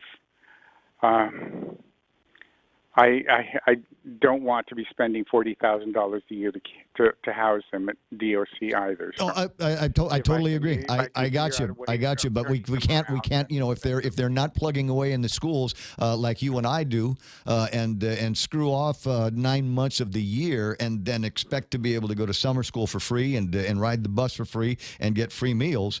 I think that's disrespectful to the rest of the members of the community. It probably is, but I still think that unless we're going to somehow get rid of them permanently, they are going to be a source of need. They're going to be needing something in the future, and the $40,000 a year at the DOC is not something that I want to look at. I'd much rather try everything possible to try to see if I can turn it around. And some of us didn't grow up until we're much later. There's that to be said, yes. And see, now this is how well BJ knows me. So the other point that I want to make is that don't worry about incarcerating them for $40,000 a year at the Department of Corrections, because some of your colleagues, former colleagues at the courthouse, have got too soft of a heart, and they're letting meth dealers walk. I'm not going to comment about my former colleagues. I leave it to them to make their decisions. You're a good and fair man, BJ, and far kinder than I am. When it comes to something like that, I'm sorry. There's too much of looking in the other way and falling for the sob stories that they've been practicing with their attorneys. Anyway, you won't comment on it. I will. I do want to see if I can get some comment on something else from you. There has been a big hue and cry in the media the last couple of days. I think Joe Huslin was on the air everywhere, like the lady in the insurance commercials, talking about the protest that they filed against the government on this RFP for health insurance for the government of Guam employees and retirees, and the mandated inclusion of Guam Regional Medical City. And it seems to me that he was quoting a number of people that had objected to the possibility of such a thing in public hearing. How is it possible that it found its way into that RFP? Unfortunately, Raymond, it's your legislation, right? By statute, I am a member of the negotiating team, though I've not attended. By statute, I am a member, and I'm kept apprised of what goes on, and I signed a non-disclosure agreement. And not wanting to further any protest, I cannot comment on anything that's going on until the procurement is complete. I'm totally having an ARG moment. Come on, not even a little bit? Not even a little bit. Fine. Not even for you, Vin. Not even. All right. Well, then in that case, my fishing trip on the phone call is done, and I'm going to let you get back to being the speaker of the legislature. No, I guess there is one thing that I've got to be able to get a comment. Have you seen Andre Bainham's survey on where the voters are laying the blame for the current fiscal financial crisis in the government of Guam? Yes, and I'm finally glad to see that they know where that their government class is finally showing where the blame should lie. Yeah, apparently it was not the cruise crisis. It was the. They did that survey because I was correct in my my decision about the upcoming election. That's also interesting. Apparently, the voters and the people that responded to the survey got it. It is not the cruise crisis. It was the Calvo crisis. 42% said absolutely laid the blame at the feet of Adelup and not the legislature. You must feel a little bit vindicated. Oh, well, just slightly, but not really. Yeah, I know the feeling because as your colleague Mike St. Nicholas points out, it seems to me that there were all of these dire conditions that we had to do. We had to close this down, close that down, and here we are. What is it? A month away from the legislation passing over at the legislature, and the clouds have cleared in the sky. And well, yes, I'm that not one. sure whether or not we should be celebrating it. But we're hiring people. Pretty soon there's going to be pay raises again. I could just mark my words. Grief. All right, that's enough. I better let you go. Okay, thanks. All right, you have a terrific day. It's my very close, very dear personal friend. It's a disclosure, right? Beej and I have known each other long enough so that we can verbally embrace where we need to, but we also know each other well enough to be able to fight in the hallways like married people. It's fun. 8:55. Mike says I got to take a break. That's unusual for this time of day, but he's the boss. Here we go. Are you a veteran or on active duty looking for a home loan and VA eligible? Then Bank Pacific stores are open to you where we are a VA-approved preferred lender. That simply means we can give you faster credit approvals and loan closing. And with today's super low rates, you just can't go wrong. Bank Pacific's My VA Loan, where we're open to closing your loan in a hurry. Bank Pacific, where others put branches, we place roots. Equal housing lender, credit conditions apply. Viva Bank Pacific. When the power goes out on Guam, the little things can become surprisingly big. Small comforts are often the things we miss most during a power outage. That is why Kohler built the fastest responding generator sets in the industry. Whether you are at home or away, a residential Kohler generator will enable you and your family to live life without interruption. Kohler gas, LPG, and diesel power systems are available from Morrico Equipment LLC on Epal Road. Call 649-1946. That's 649-1946. Don't forget to click on to MorricoEquipment.com.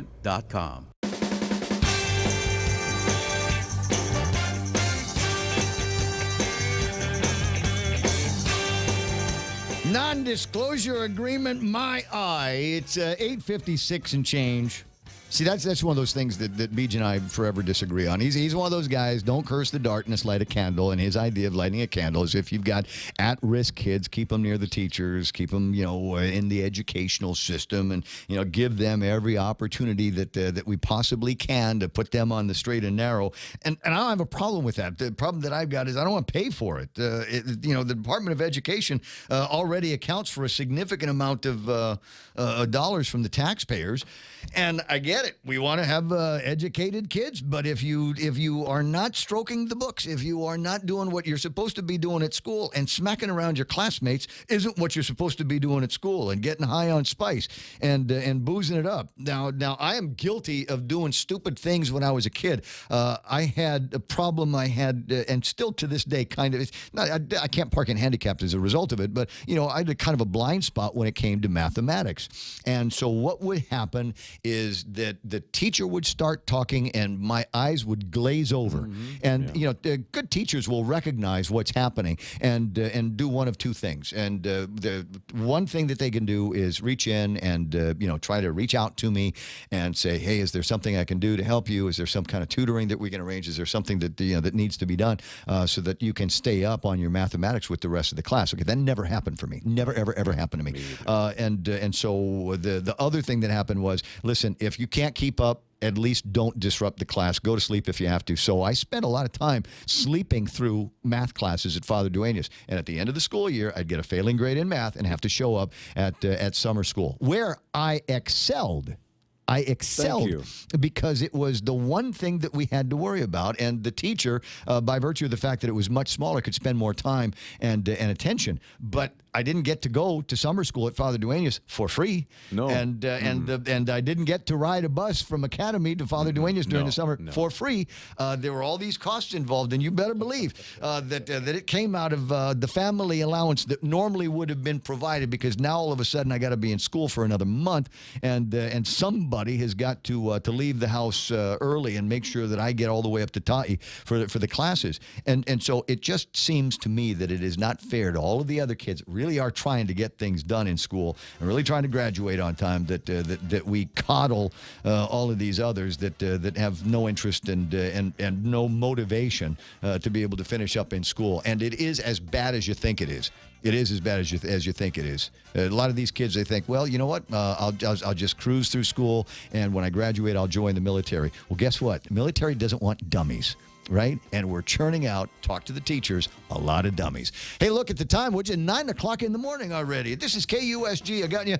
In the next hour, we'll go over and tell you about, there's, speaking of educators, Robert Underwood. And if you haven't read his editorial this morning about what to be done about the inclusion of Spanish words in the Chamorro language, what should we do about that? Very interesting article, and I like the way you sum things up. Got some more other names and famous people on the chat, and I'll talk about them. I'll name drop pretty soon. Here's Fox News Live on The Point.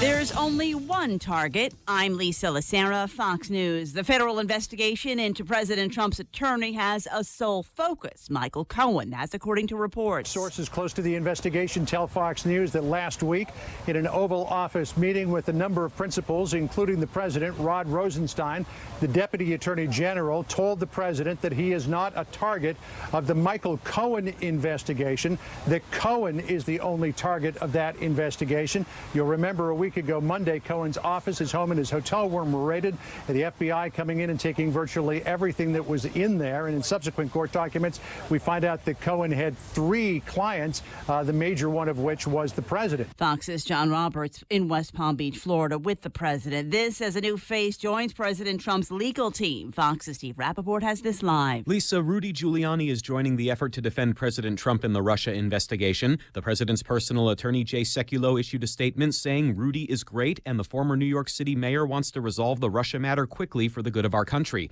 Giuliani was one of the president's most vocal supporters in the campaign and publicly defended him after the Access Hollywood tape surfaced in which President Trump made lewd comments about women. Prior to serving as mayor, Giuliani took down several high-ranking mobsters as a federal prosecutor. Lisa? Steve, the Inspector General's office sending a criminal referral for former FBI Acting Director Andrew McCabe over evidence he lied 4 times to federal investigators and 3 times under oath over his role in a media leak about the Clinton Foundation.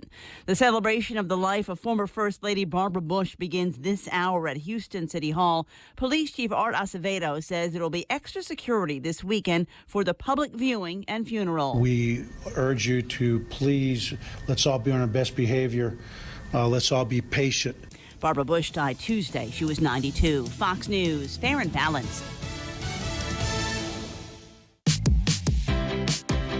Why pay for paper? Go paperless for $3 less. Move into e-billing and reduce your carbon footprint while enjoying an easier, faster, and more secure way to receive and view your bills. No more paper clutter or waiting for the mail.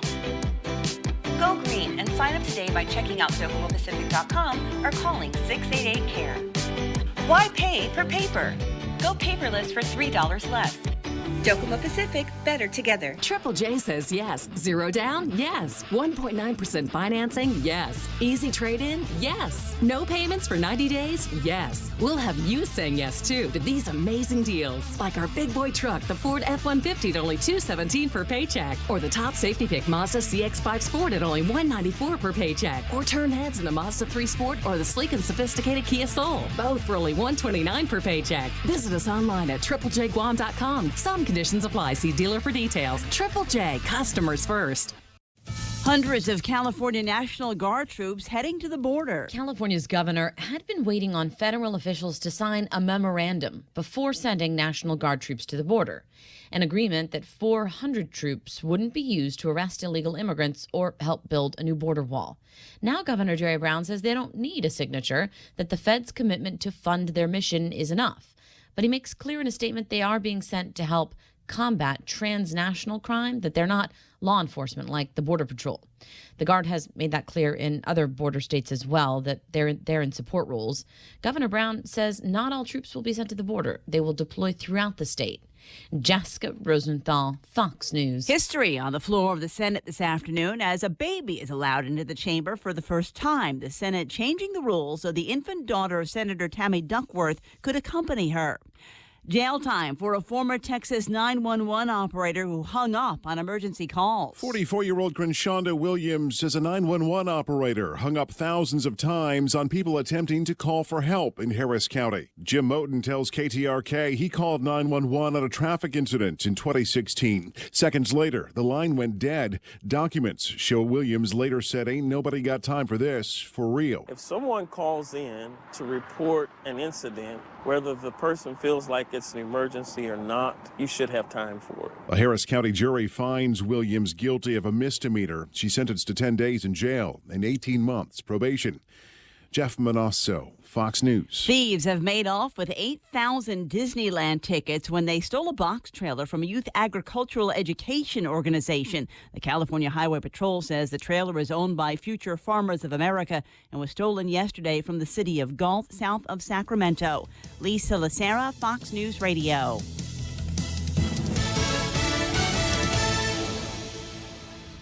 Yes, money is something we should talk about and plan for and use to make life better.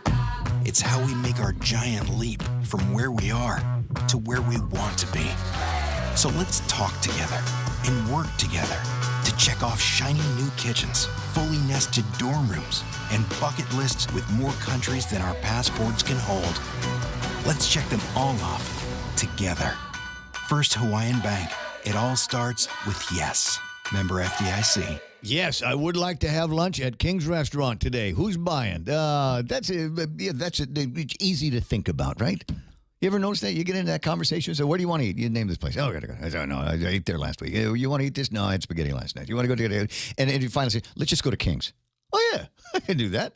There's 100 things on the menu that I like, and everybody will agree on it. That's the way it works for 40 years, feeding you your favorites for your family, and they'll keep doing it into the next couple of decades here. It's King's, always open, always local. We can't buy this house. What? It has 4 bathrooms. Just think of all the bathtub rings, water spots, and stains, plus the cleaning products I'll have to buy. Didn't I tell you? The house comes with a non-electric Connecticut water treatment system. We'll have clean, soft water throughout the house, protect the water-using appliances, keep the tub, showers, and sinks looking like new, and help our skin, hair, and clothes look and feel great, too. The house even includes a Connecticut drinking water system. A Connecticut system in the house? We'll take it. American Water Tech. Smarter water.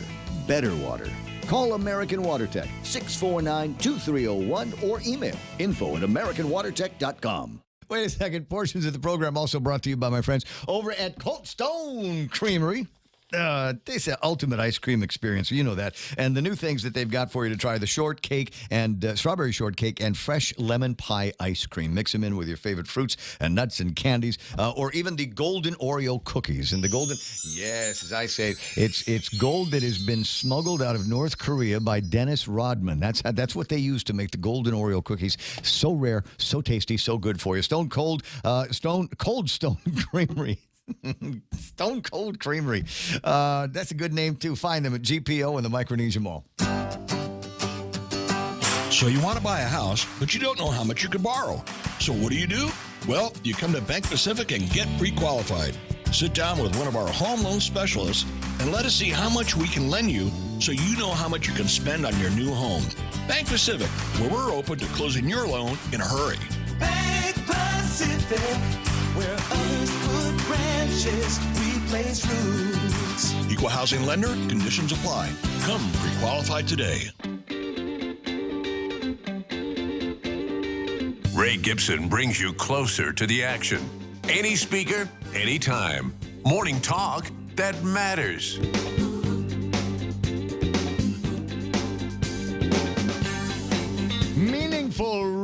different material here that we talk about. And then sometimes it gets to be Friday, and I don't know, all hell breaks loose. We'll see what happens in the next 59 or so minutes before we get to the end of the program here. My brother just sent me in the family chat, just sent me a picture that make you fall down and laugh out loud, as was pointed out here on the program just a little bit by producer Michael Knight, who's in charge of keeping track of important details that I may sometimes miss. That might be because I'm concentrating so much on the bigger picture stuff, the big details, and so it's important that I've got a producer here that will fill in some of the cracks in between all of the other stuff. And one of the points that Mike made this morning on the point was that today is 420. And there's a crowd of people who will giggle like Beavis and Butthead at the idea that it's 420, it's time to really smoke a joint. Let's have some marijuana. So hilarity will ensue. I'm not one of those guys. I just go, yeah, okay, I got it. But the folks over at 76 Circle K, on at least one of their signs, and you know how they've got the little sayings on their signs over at 76 Circle K about never lie to a woman because they know everything. And all of their sign and on at least one of them today is it is 420. Let's be blunt. We've got the best munchies. I love you guys. I love you. Now that's using your editorial space that could be used for something else. It is using it to put a smile on somebody's face. And it is true that they do have among the best munchies that you can find out there. Trust me, I'm a fan. Mine is the one up at Ocean Vista. There's if you go on Route 10 at the airport, there's the downstairs and then there's the upstairs. Downstairs is the one that's over here at the intersection across from the mobile station. Which is the landmark? You tell people where the 76 is. It's the one across from the mobile station. And so that's the downstairs 76, and then the one upstairs is the Ocean Vista past the airport. And in both locations is where you will often find me hunting for munchies. People say they hear me talk about my specific diet of kettle potato chips and the 4-piece Reese's pack. Yeah. And Heineken Light, that's where those come from. That's Breakfast of Champions. Amen to that, brother. Amen to that. So anyway, thanks very much for the sense of humor. It's always good to put a smile on somebody's face into a weekend, and it could be a pretty interesting weekend that we've got in front of us. I mentioned this earlier. For no particular reason, except that I thought it was interesting that they were doing this Cloverfield, which is manufacturing. These guys manufacture sausages and hot dogs and bacon, among other things. And they got a job fair going on, but it's not a job fair for work that's going to be done here. You getting that? They're looking for employees to work in their factory, and what they will do here is they'll interview you and maybe line you up for a job at Quality Assurance. I'd love that job. Quality Assurance in a place that makes bacon, for heaven's sakes. What do we got to do? We got to eat it every day? Okay, I'm in. How much do you want me to pay you? Oh, and you're going to pay me? This is good. There's sanitation. I know what that job is. I don't want it. Production, whatever that is, I don't want it. Maintenance, warehouse. No, Quality Assurance. That's the job for me there, guys, at Cloverdale. And Cloverdale is going to be having their job fair today. Yes, it was going on today and the 23rd. It starts at 10 a.m. today and the 23rd until 3 at the American Job Center, 3rd floor, Bell Tower Plaza in Hagutya, which is, if you know where Las Vegas is, you know what? It's near another 76. It's near another gas station, kind of across the way. Catty corner from there is where you can find the American Job Center, and they'll also be doing it on the 25th. This is how much response they think they're going to be getting from this. They are going to be doing it on the 25th. At the Field House, at the Field House at the University of Guam. That place holds 4,000 butts. They think they're going to get that many people. And I think I've got an idea of the target audience that they're shooting for on this. So this will be very interesting. Somebody had likened it to one of the chicken companies in the States that has hired hundreds of Micronesians. folks of Micronesian descent to go and work for Tyson. It's Tyson Chicken. Thanks very much. Well, appreciate you thinking that to me just a second ago, and you're absolutely right. So that's in my mind very, very interesting how it's going to go. I'm very curious about this. It's something that they're talking about a little bit on the online of the Ray Gibson Show at Facebook, and the question is, will when it comes down to it, I gotta find it. Hold on a second. Somebody move my thing. Starbucks, as you might recall, got themselves into a little bit of a pickle because there were some African Americans, apparently, sitting in the store, had not ordered anything. They said, I'm just waiting for somebody. I'm waiting for my friend to show up.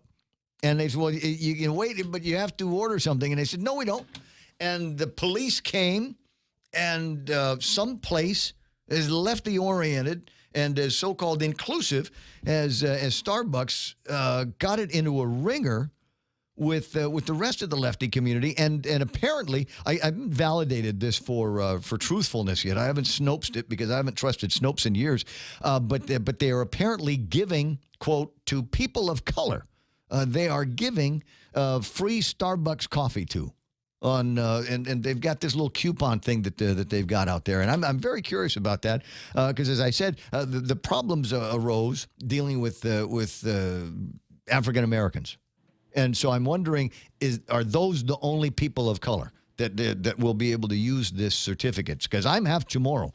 How many Starbucks we have here?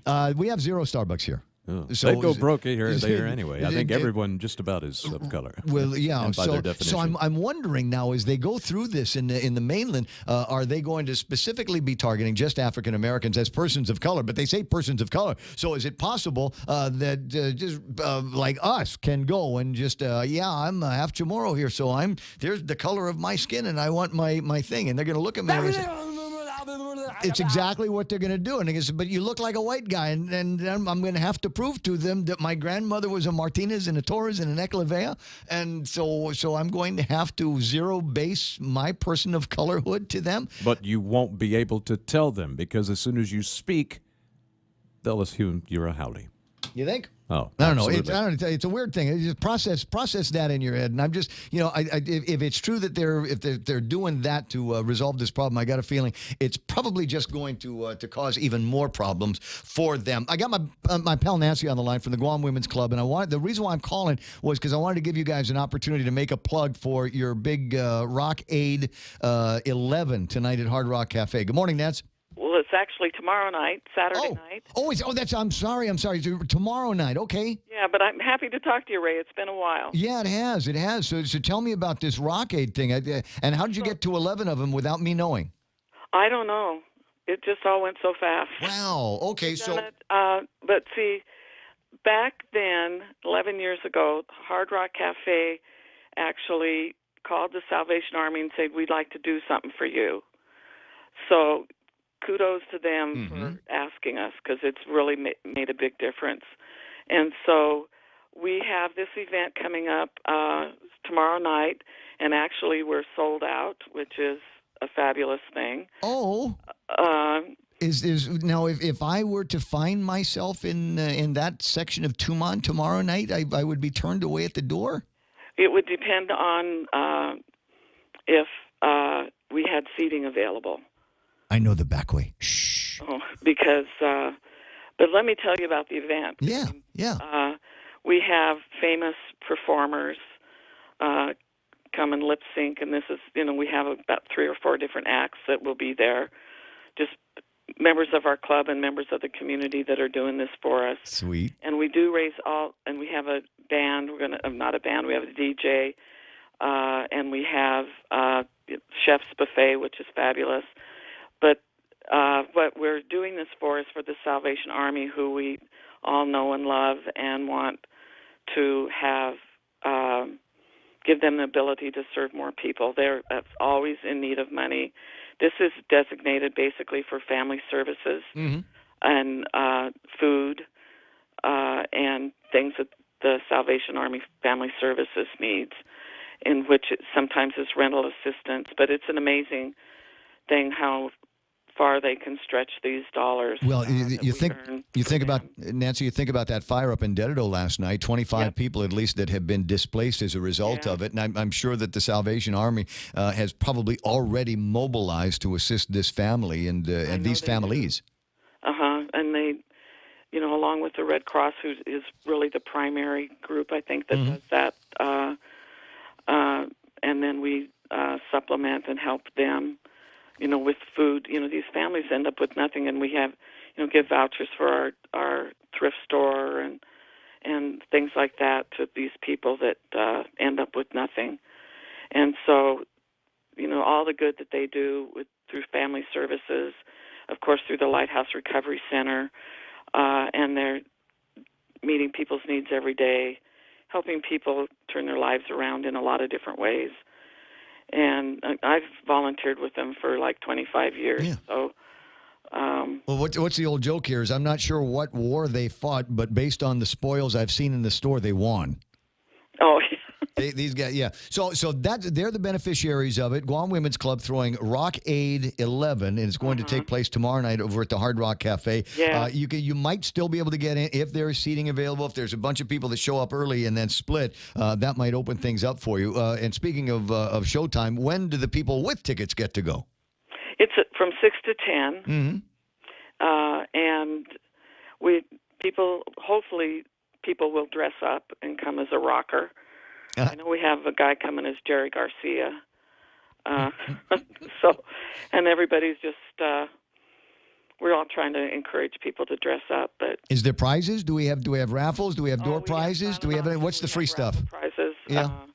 We have Philippine Air's travel voucher and PHR membership, and and the usual hotels and special things for our silent auction.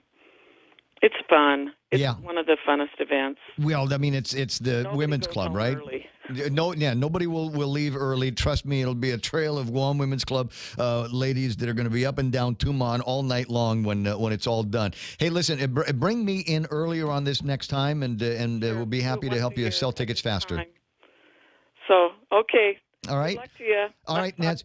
Yeah, I know you got a meeting to go to, so I'm going to let you run. And good luck for your Rock Aid 11 Hard Rock Cafe tomorrow night. And there are details all over the place. But I did want to I'm a huge supporter of the Women's Club and help them every year with their Mardi Gras. And so I think this is one of those cases where, if Ray does show up to this, we don't want him to work. We just show up and have a good time. So good luck to them. And you don't need to show up to that to help out the Salvation Army. There are a number of people that have been displaced as a result of a fire out in Dedido last night, at least 25 that we are aware of. And as I was talking with Cheetah Blaze about this earlier today, she identified Dave Pareto as the guy that you call if you want to direct some kind of specific aid to this family. I don't have the numbers. I asked Cheetah to send me the numbers if she could of how many kids are involved. Parents, moms and dads will figure it out. But the kids, they've lost everything. And my guess is they probably didn't have a lot to begin with, but now it's all gone. And so if you've got a sense of maybe you got a backpack, toiletries that you can put in that, toothbrush, toothpaste, all of these things that the kids need just to be able to start their day, and then start thinking about maybe other ways to help. Some of them attend public school and have no uniform, have no clothes to speak of. They'll get some vouchers. They'll get some ready assistance in cash form, but they're going to need more before we're all said and done. They're going to also need to think about permanent housing at some point down the road, and I don't know that we're going to find permanent housing. They'll take all 25 at the same time. A big Catholic-style family from back in the old days. Got no cable TV, got nothing else to do. Well, I know how to entertain myself. At any rate, think about these guys as you're making your way through the day. So as I'm talking to Cheetah, my friends from over at KFC were listening. And I think we've gotten them all of the information that they need. They will make a cash donation to these families that are affected. And I think that is absolutely terrific. We are at the radio station here to serve the public interest as a public trustee. We use public's airwaves, so we have to give back, and that's the way we give back. I don't have any money around here, but I know how to connect people like you that are concerned about what goes on in the community and what happens to your neighbors with these actual neighbors. So, as I said, the number is 472-6217. 472-6217. That'll get you all the way through at the American Red Cross Guam chapter, and talk to Dave Pareto and find out if there's ways that that you or your business might be able to help out with these families. And the answer might be, don't be surprised. The answer might be, not. You know what? I think we've got it. I think we're covered for right now. Maybe already lots of people called in. So you say, okay, well, can I still make a donation to the Red Cross? It will, trust me, at some point be used to be able to set somebody up in maybe a new life, new lifestyle. 9:23 in the morning. Do you get that the story that we're talking about? And can I tell you another thing that kind of captures my interest? Do I have it? I gotta see. Wait. Hold on. It's in one of these printed pages here. There it is. AAA Mini Storage is having an auction 10 o'clock tomorrow, cash only, at their 412 Adrian Sanchez Lane Street out in Harmon. An auction at AAA Mini Storage. So we can have one of those things like we see on TV. Yeah. The auction shows. Right? Where you get these guys go in there and you just bring a boatload of cash with you, and then you get the contents of whatever is in that storage locker. Some of those guys do that professionally and make a lot of money. Right? Because, I mean, there's one man's, I mean, it's not even trash. It's one man's treasure that they just, you know how you get into situations like that, is the wife will look around and say, when was the last time you played with that? When was the last time that you touched that? When was the last time that you did anything with that? And you'll say, oh, this is a while ago. It's okay. I got it. And then she'll eventually say, no, either get rid of it or I'll get rid of it. And then you say, okay, I'll get rid of it. We know that you don't get rid of it. We know that you go to places like AAA or the storage, the Calvo place that opened up in the old Payless, in the old GPA place, and we know that you have your own locker there. But the problem is, if you don't pay, guess what? You forfeit everything inside of there. Yeah. Now, I will tell you that I have a storage locker, and I want to say that I have vitally important things in there, right? And I do. You know what's in there? A working VHS player. Oh, wow. And the reason why I have a working VHS player is because I have family videos that were originally shot on VHS. And at some point, one of these days, when I get motivated, when I have the time, etc., you take them from the video and you digitize them and then you put them on WhatsApp. And it's, I know, right? I know. So that's the that becomes the second bill that gets paid. The first bill is the beer bill, but the second bill gets paid is that one, and then there's mortgage, right? Nowadays, you only need a couple of wires. To do go from the VCR into your computer, and there's software on there that'll do it. Well, there's companies now that will do that. Well, yeah, but you can. Yeah. So, but there's one thing that I've got to do. Me and my stepfather, God rest his soul, we did this a few years ago, and he shot video. We shot film. Right? 8mm film back in the old days. And that was the family recording device. It didn't have sound, unfortunately, but so you've got all of these images of a very, very young Ray Gibson and a very, very young Shelley Gibson. And we're doing things like our first Holy Communion and the processions in Agania. And I thought we had digitized all of the film. Right. We didn't. I found, going through some stuff, going through a box, I found two more of these 8mm tapes. And so I need to send those off to a company in the States and have them digitize that. I have no idea what could be on these tapes. Yeah, and where would you find an 8mm projector? Somebody's got one. Somebody will have one here. That may work. Yeah, somebody will have. If we went on the air and we asked, enough. We wouldn't possibly do anything like that. No, and that's okay. I don't want to do that. There's professionals that will do it. They'll clean the tape and they'll get rid of the boogers and the little hairs and if it breaks while it's in the machine, they'll fix it, because there's no way that I'm going to be able to splice up this old 8mm tape. But think about that, and I'm fond of telling people this. but well, I don't even know if I can do it anymore. There's one of the other things that I did right around the same time was I went through all of my mom's stuff and found all of the old negatives, all of the old pictures that were taken from years and years and years ago. I mean, even old black and white stuff that my dad had shot, and going back right into the 1950s, right? And so I found all of these negatives, and I took them to a couple of places and had them reprinted from the original color negatives, from the original black and white negatives. And when you get these things back using modern technology, right, and all the cool digital equipment that they have, it's as though they're brand new pictures again. You know, they don't have that faded Kodachrome feel. They don't have that feel like they've been in a book forever. Yeah, and they don't have that graininess to it because it's been shot with new technology on fancy 20th century paper. And I was going to make the pitch here while I'm killing time at the bottom of the hour. I was going to make a pitch that you ought to do that. Gather up all of your negatives and take it to someplace and have them shoot them onto 21st century technology and paper. But I'm thinking about it. Where do you do that anymore? Yeah, I know. I'm not here. Where's the film developing place? Yeah. I think there might be one at Agania Shopping Center, right? Right. Good luck with that. I have no clue. Right? I don't. There used to be the place. Maybe you got to take it to a commercial guy. Maybe you got to take it to somebody that here's your choices. We can print this on paper, and it will be the size of a plate window. Yeah, coming from the mainland, billboard size. You've got the pharmacy stores like CVS and all of that sort of thing that we really don't have here. And they always have a photography section, photos and things. Or send them off to the States and then close a check to the nearest living relative at some place where you know that they've got that.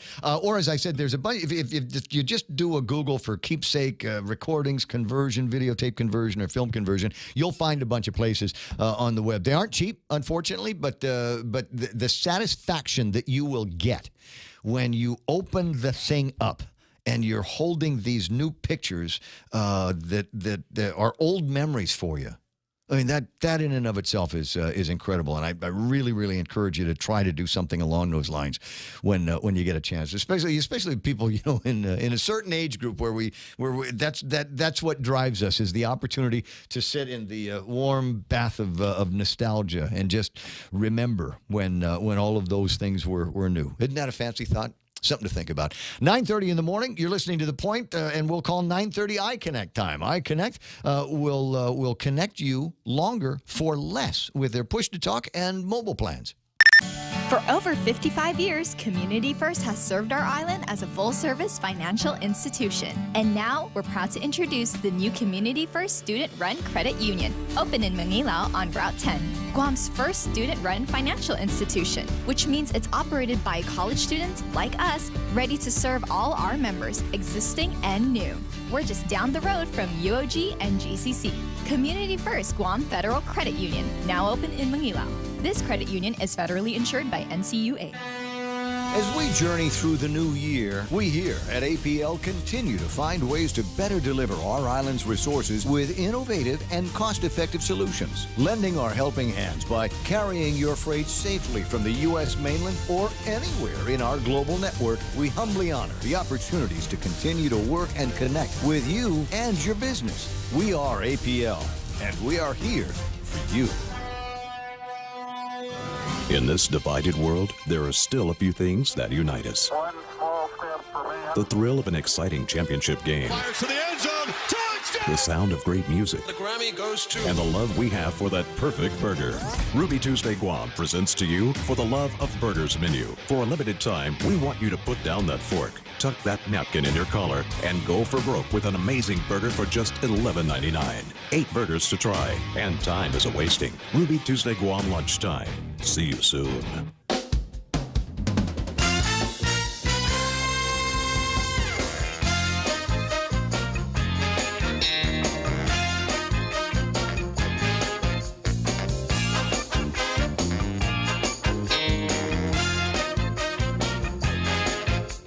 Just a note to Jonathan Bullwinkle. You okay there, buddy? Asking folks on the chat for help and advice on how to make that transition. Retired military after 25 years and looking to be able to continue working in the private sector out here on this side of the fence. And it finds himself a little bit overqualified. Yeah, he spent a lot of time doing that there in the military. Not sure how we're going to transition, though, that military experience. But the good thing is that there are experts in the field on almost every field on the Facebook Live thing. Joining Joe Ten and Maria Roman. Nice to see you out there in New York. And Andre is back on, and Rita Hugo. I see Dave Duenas and Brad and all kinds of other folks that have joined up in the Facebook chat this morning that are helping Jonathan and giving him ideas and websites and places to go. This is just the most helpful crowd ever.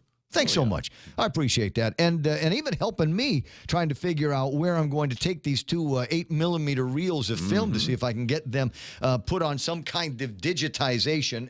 Daryl says, try American Photo on Selling San Antonio across from Cost You Less. Now, that might be someplace for you to take your negatives. I really recommend this. You will thank me for it. You will go, that's the best. That's the best thing I've ever heard on the radio. It changed my life. And it will. It will. You will. The satisfaction. I cannot underscore this. The satisfaction that you'll feel when you're holding new pictures, maybe of yourself as a baby, that aren't worn out and faded from time. It really, really is something, and something I think that you're going to want to make multiple copies of it, which is what I eventually did. Is I made a couple of copies of everything so that I could spirit these pictures around to family and friends. And another guy, just a guy, right, says there is a film place in Dedido at the KFC Pyology Complex. Okay. I'll give that a shot. I think it's 17-minute photo he's talking about. Yeah, I'm not sure. Okay. I am totally unfamiliar with Dedido. You need to drive around and get lost a couple of times. You know that? Yeah, that's okay. Yeah, well, that's you need a black belt for driving up in Dedido. That's what I call it. There's the outside Route 16 lane is technically in Dedido. If but the Micronesia Mall, that one lane technically is Dedido, and for me that's the white knuckle lane because I guarantee if I'm on that stretch of road somewhere past St. Paul's towards the Micronesia Mall, somebody is going to do something stupid and tick me off to no end, and so I white knuckle drive. If I get in some of the other lanes, it goes away, but it's that lane. Wow. It's that ultra right-hand lane. So next, I don't know, what have I got here? 25 minutes to go. I think we've called everybody that we want. There's still the question that I want to get answered, and even as much brain power as we have at our disposal online here, I still don't have a number about how much money it is that we anticipate making. Yesterday got into a discussion, healthy debate, Simon Sanchez and I, debate on the topic of the internet sales tax, right? There's the theory here is that we might be able to, depending on what the Supreme Court does, we might be able to sort out a way that we can go to Amazon and vendors on eBay and a bunch of the big box retailers. Used to be big brick and mortar box retailers out there, but a lot of guys are shifting their focus over to the internet and internet sales, and just basically fulfilling orders, right? But the idea is that the government of Guam might be able to have them collect a internet sales tax on their behalf. And there's people that say, we need to do that. Government of Guam is broke. We absolutely need access to that cash. And my line of thinking is, because I'm a consumer. I'm a consumer of the government to a degree, sure. But I'm a consumer, and there are things that I can't buy here. And so I have to go on. I might be able to find it. Might not be the latest and greatest version of it. Might already be overpriced for what I want it for. And so in those cases, I'll go to the internet and see if I can buy something from a vendor off island. And oftentimes I'll be able to get the latest and greatest at a good retail price, but generally I'm penalized by the shipping policies. Oh, you're on Guam? Okay, well, we ship to Guam with UPS and FedEx. I love it when I hear from those guys.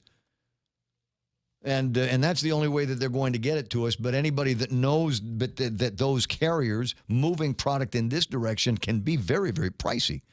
So I'm not nuts about that. But every once in a while, you know, it's like a freight tax that we have to pay for living out here in paradise.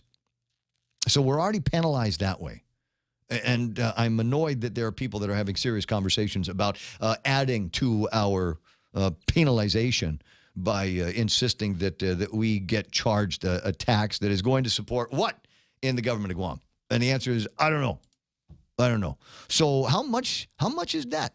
How much is that going to cost us? How much will we make if we're charging this internet sales tax? If we go back to Amazon and say, hey, Mr. Amazon, whenever Ray Gibson orders, what's the last thing I ordered from them? USB cameras. From Amazon, go ahead and tack on a 2% sales tax. Will Amazon go, yeah, okay, take 2 minutes, we'll stick it in the computer, you're good to go? Or is it going to be one of those things where they go, wow, Guam again, huh? Yeah, no. In fact, maybe we're not going to sell anything to you because our margins on some of this stuff is razor thin, and even thinking about you causes us to lose money. So just no. Get it from Walmart. And will Walmart do the same? Will it be enough? Will it to justify, I think, the disruption in the kind of service that we have today? It ain't great, but will it be disruptive to even that? And will it be worth it? And the answer is, I don't know. Hey, happy day, Ray. How's it going, my brother? You know, I'm doing fantastic, and he says brother, and that is Paulie's nickname, so I am completely allowed to say that on the radio because that's the nick for among my favorite photographers. Hey, thank you, Ray. Thank you. You know, nice. I was listening on, you know, how you were talking about the transition from analog to digital, right? Mm-hmm. One of the unfortunate things I would say is about 5 years ago, 17-minute photos stopped processing and printing 35-millimeter film. Just no more business, huh? Yeah, the market. The problem is you know it costs on a daily basis anywhere from like $200 to $300 on chemicals, not including power, just to run the machine. And if you don't a day. Yeah, a day. If you don't feed no film into the chemicals, what happens is it gets contaminated. So once that's contaminated, it's complete total loss. So we ended up actually giving all of our stuff to Phototown. Okay. Phototown was doing it, then they no longer did it. Then American Color, I mean, the business just wasn't there. I mean, you know, photography is not the same anymore, man. I mean, with technology on cell phones and everything, nobody's printing anything, Ray. It's unfortunate, buddy. Everything's going on social media. Everything's going on Instagram, WhatsApp, Facebook. Well, can I make the warning? And if you think that that's a great way to archive your precious memories, it's not. When you start sending things to any kind of online repository, unless you're sending it at its native resolution and its native size, if you put something on Facebook, if you put something in the WhatsApps, there's a very good chance that they are going to recompose those pictures so that they're small and more portable. So when you save a picture from that, just know that you're not getting the whole picture as maybe intended by the photographer and certainly by the camera. So if you can, always ask for the high-res version. See, what it is actually is when you factor it in, for example, on Facebook, there's over 1 billion users. So, you know, you have the newest iPhone X, 12, 20 megapixel camera. Right. Any picture that you take on that camera, I could blow up to the size of a sheet of plywood and or a banner the size of ITC. Once you upload that photo onto Facebook, then come down, I'd say 3 months later, you need to get that picture off Facebook because, you know, something unfortunate passed away and, you know, we got to do a funeral picture. Right. Man, it's impossible to make an 8x10 print from that photo. Getting a 3x5 or wallet size, no problem, but anything bigger than a 4x6, you're screwed, man. Yeah. So here's what I do. I've got family photos, etc. I've got pictures, and I keep them on the Google Drives, and I do cloud storage for almost everything. Pay extra, get the terabyte service from Google, get it from Apple or whoever, and store everything up there because it's in the clouds and it's backed up 1,000 different places in 1,000 different ways. And as As long as there is an internet, as long as there is a cloud, you'll always have access to it. But getting back to the situation at hand here, if somebody were to come back and say, hey, listen, I've got all these negatives, can I have them reshot on paper? Is there anybody around here that we could take it to? I recall, my party, Robert Tenorio from, Expressions Photo Studio, right? Mm-hmm.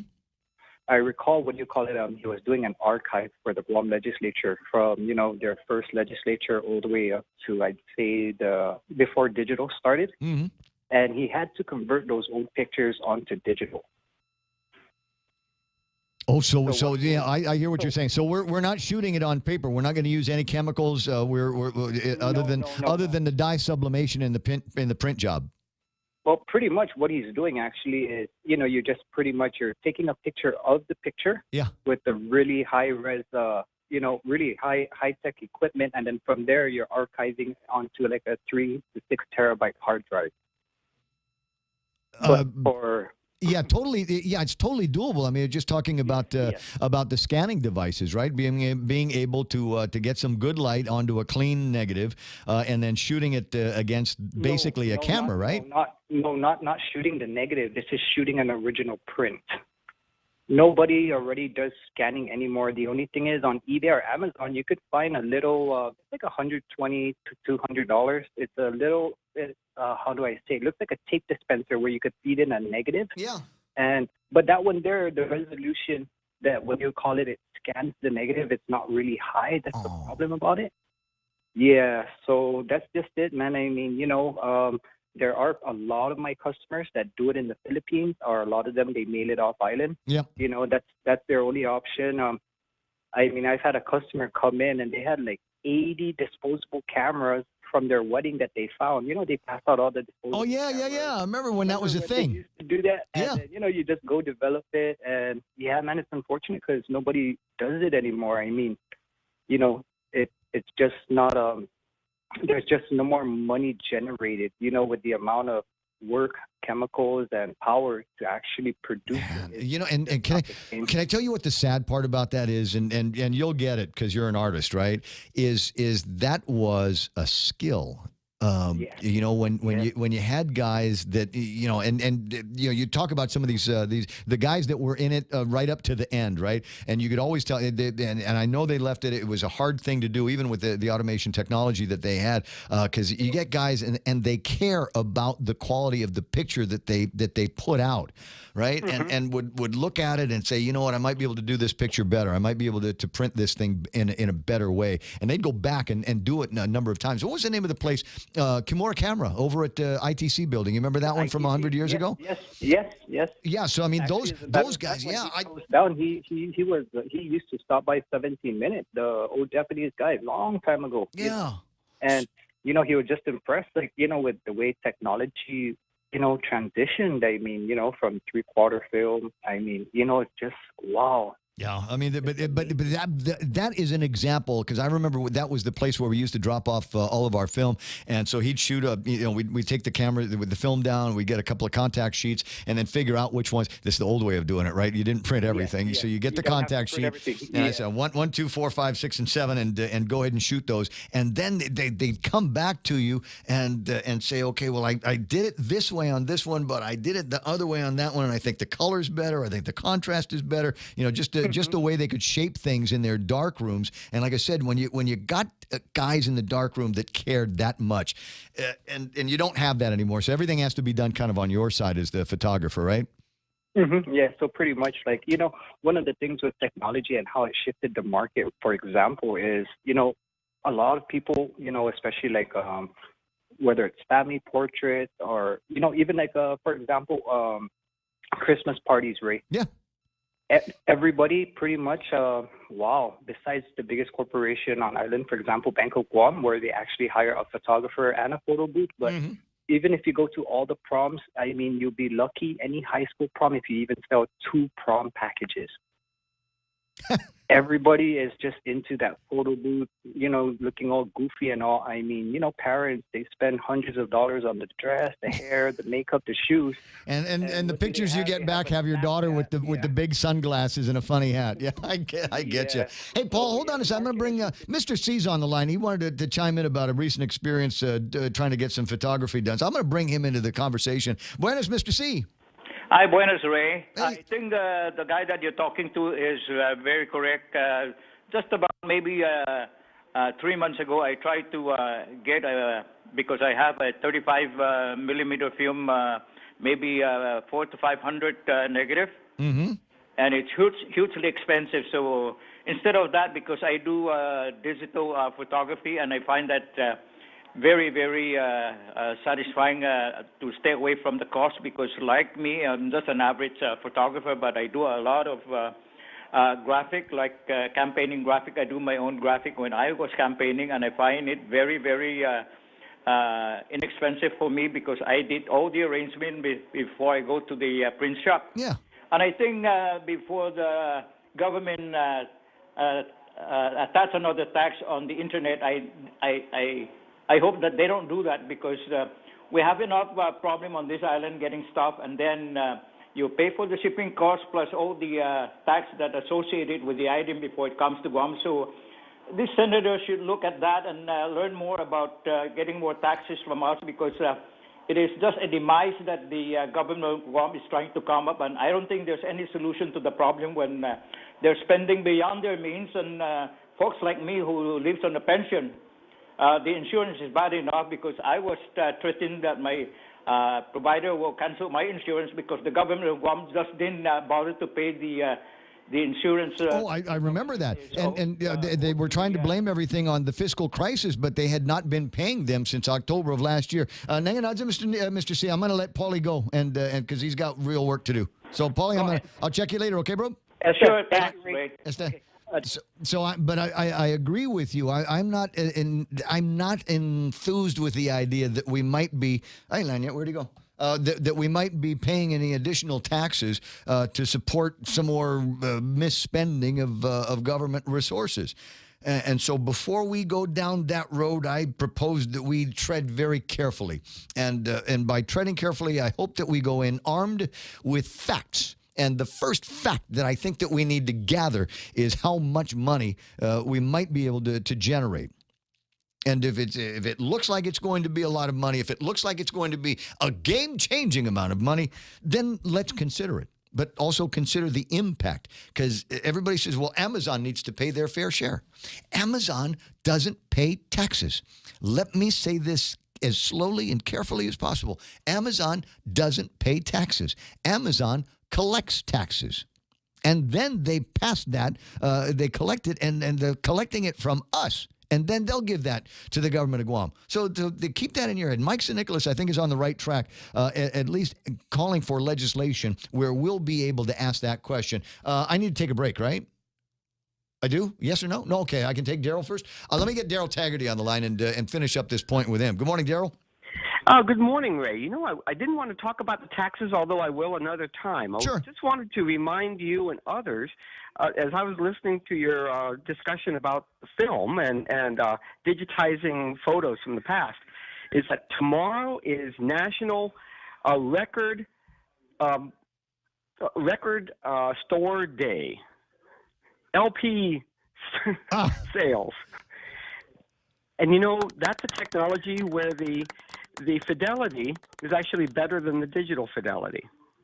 People say that. I'm not one to necessarily disagree out of hand, although I will point out the fact that, like with compact discs and Bluetooth technology, I know that we have sacrificed a lot. But even when we were talking about LPs, you remember they used to do different pressings of LPs. They do slow presses, or you could buy them on very exotic, very rich, very expensive vinyl, and so So that would help preserve a lot more of the produced sounds on these things. And there were people with systems that were of high enough quality so that you could hear the difference. Unfortunately, Daryl, as you know, we have taken the idea that we're going to digitize and portabilize as much as we can. We're getting away from spinning media of every kind, and we're going to make it so that that we can jam as much music onto a thumb drive as we possibly can. And what you end up losing is a whole bunch of the subtle nuances of the sound that goes into it. So we're very careful. We're a totally digital operation here at the radio station, but we are digital at the very high end. I mean, I use as big a sampling as we possibly can on virtually everything that we have at the radio stations, because I want you to be able to hear all of the subtleties, even on a talk station, even with what we're doing with voice. You know, and that's a good thing that now technology allows us to have better fidelity in the broadcast space and on the distribution space. Well, you know what they did with phones, Daryl. You remember what they did with phones? Used to be you could get a pretty decent audio signal off of a copper pair, and then they discovered digitization and said, well, we can send 10 conversations over a copper pair, but once we go into this digitization, once we do multiplexing, we can send 1,000 conversations. It just take advantage of the bandwidth. Unfortunately, in doing that, they knocked out about 90% of the quality of a phone call. And that makes me nuts. And one of the things that we have to relearn this in 2018 is how to enjoy the detail of life. And so, what I was really encouraging with the reference to record LPs, LPs, is that by slowing down and listening carefully. Like, I listen to my music using a pair of Kenwood speakers with 15-inch woofers. And so all the nuance comes out because you can separate the high end and Kenwood, they had excellent crossovers on those speakers, right? And virtually flat all the way across. No, Kenwoods were great. You remember the big old Sansuis looked like furniture, right? I got two pair of them. Yeah. Well, they came in two pairs because it seems to me the best Sansui speakers were paired with the old quad systems. And I've got one of those quads too. I have a quad that has 7 different quad settings. And I have an Orban 8700i. I'm just going to say that right now, and radio people will know what I'm talking about and get jealous. I have an Orban 8700i. I'm going to put on Star 101 in a couple of months.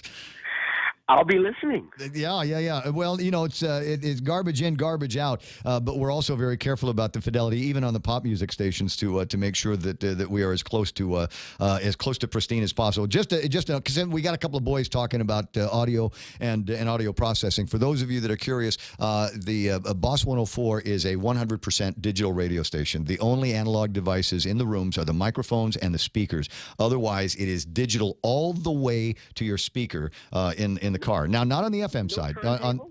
No turntables. I mean, I could put them in. That'd be easy to install. But the signal starts with vocals, music that is all 100% wave, and then it goes to a regular FM transmitter, and that's analog. But if you've got an HD receiver, then we send it to you in digital. So 100% every step of the way in digital with those HDs, and you can hear the difference. Now, I don't do too much by way of processing on the HD because you don't have to.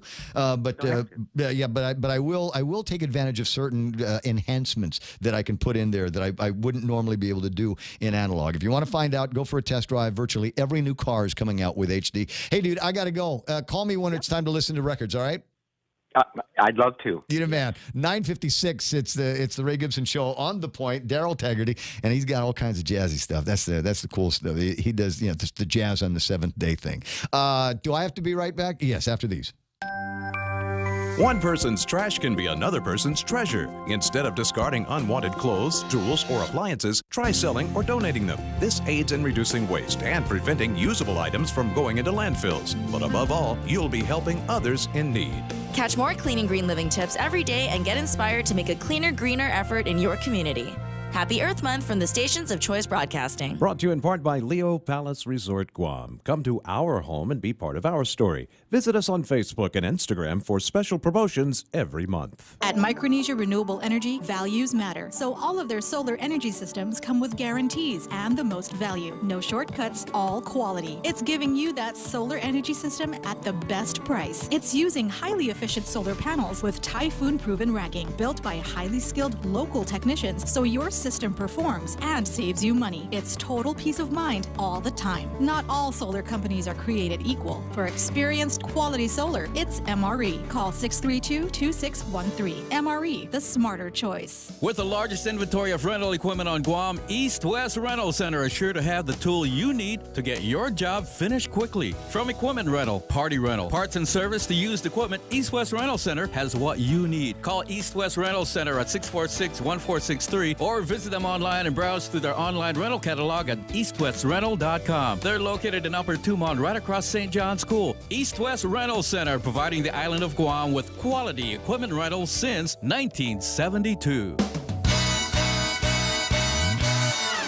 Yeah, buddy. I guess that's it for the week, huh? I've got so much fun stuff planned. For my own self, it's crazy. Quiz night tonight with the Habitat for Humanity over at the Sheraton, and that is a ball. There's room for a couple more tables, so team of 6. That's all you need to put together. Throw some money at it, and I'll see you tonight over at the place. Upcycle deal tomorrow. Yeah, the over Upcycle at the, mascot. Showdown tomorrow at the Paseo over in the Chamorro Village Huts, right? Yeah, and then maybe tomorrow night I'll see if I can big shot my way through the doors over at the Hard Rock Cafe and help the Guam Women's Club and do all of that stuff. And all kinds of other stuff that's going to be taking place. A lot of observances for the Earth Day activities. And you know me, I'm not one of those tree hugger kind of guys, but I do love and respect the fact that I am blessed to have been born and raised in just a terrific place where it doesn't matter where I am no further than 15 minutes away from an awesome beach experience. Some not far away from a sunburn at all. Hope that you have the same love and respect for this place that we call home. LegacyBox.com. That's one of the places that I was thinking about, and I believe that LegacyBox.com does all kinds of conversion from one media to another. So 8mm, 16mm, 35mm, VHS, Beta, and they might even be working on some digital to digital stuff. So if you are encouraged or maybe inspired by the idea that you might have a bunch of old pictures that you might be able to convert, or old video that you want to convert to digital, or old film that you want to convert to digital, it's a great way to do it. It's a little spendy. I've been to their website before. It's a little spendy, but you know, you can't put a price on that kind of goosebump feeling that you're going to get when you watch some of these old pictures, maybe for the first time in a long time. LegacyBox.com, thepoint.gu. That's our website here, and I want to say thanks very much for everybody watching the video on that and the Facebook. Thanks for the contribution. Thanks for helping each other out. I appreciate that. And if you got a couple of extra bucks to spare, 472-6217, Dave Pareto at the American Red Cross to help out the family that has been displaced by the fire. We're KUSG, Agana. Not a target. I'm Lisa Lacera. Fox News reports that Deputy Attorney General Rod Rosenstein has told President Trump he's not a target in the criminal probe of his personal attorney, Michael Cohen. We pressed Rosenstein's office for his version of that conversation. We got this statement, quote, as department officials have said consistently in testimony and elsewhere, we don't comment on conversations with the president. Important to note, though, Mueller has not ruled out making the president a target in the future based on evidence that could emerge. The same could happen in the Cohen investigation, which may explain why the president late today also beefed up his legal team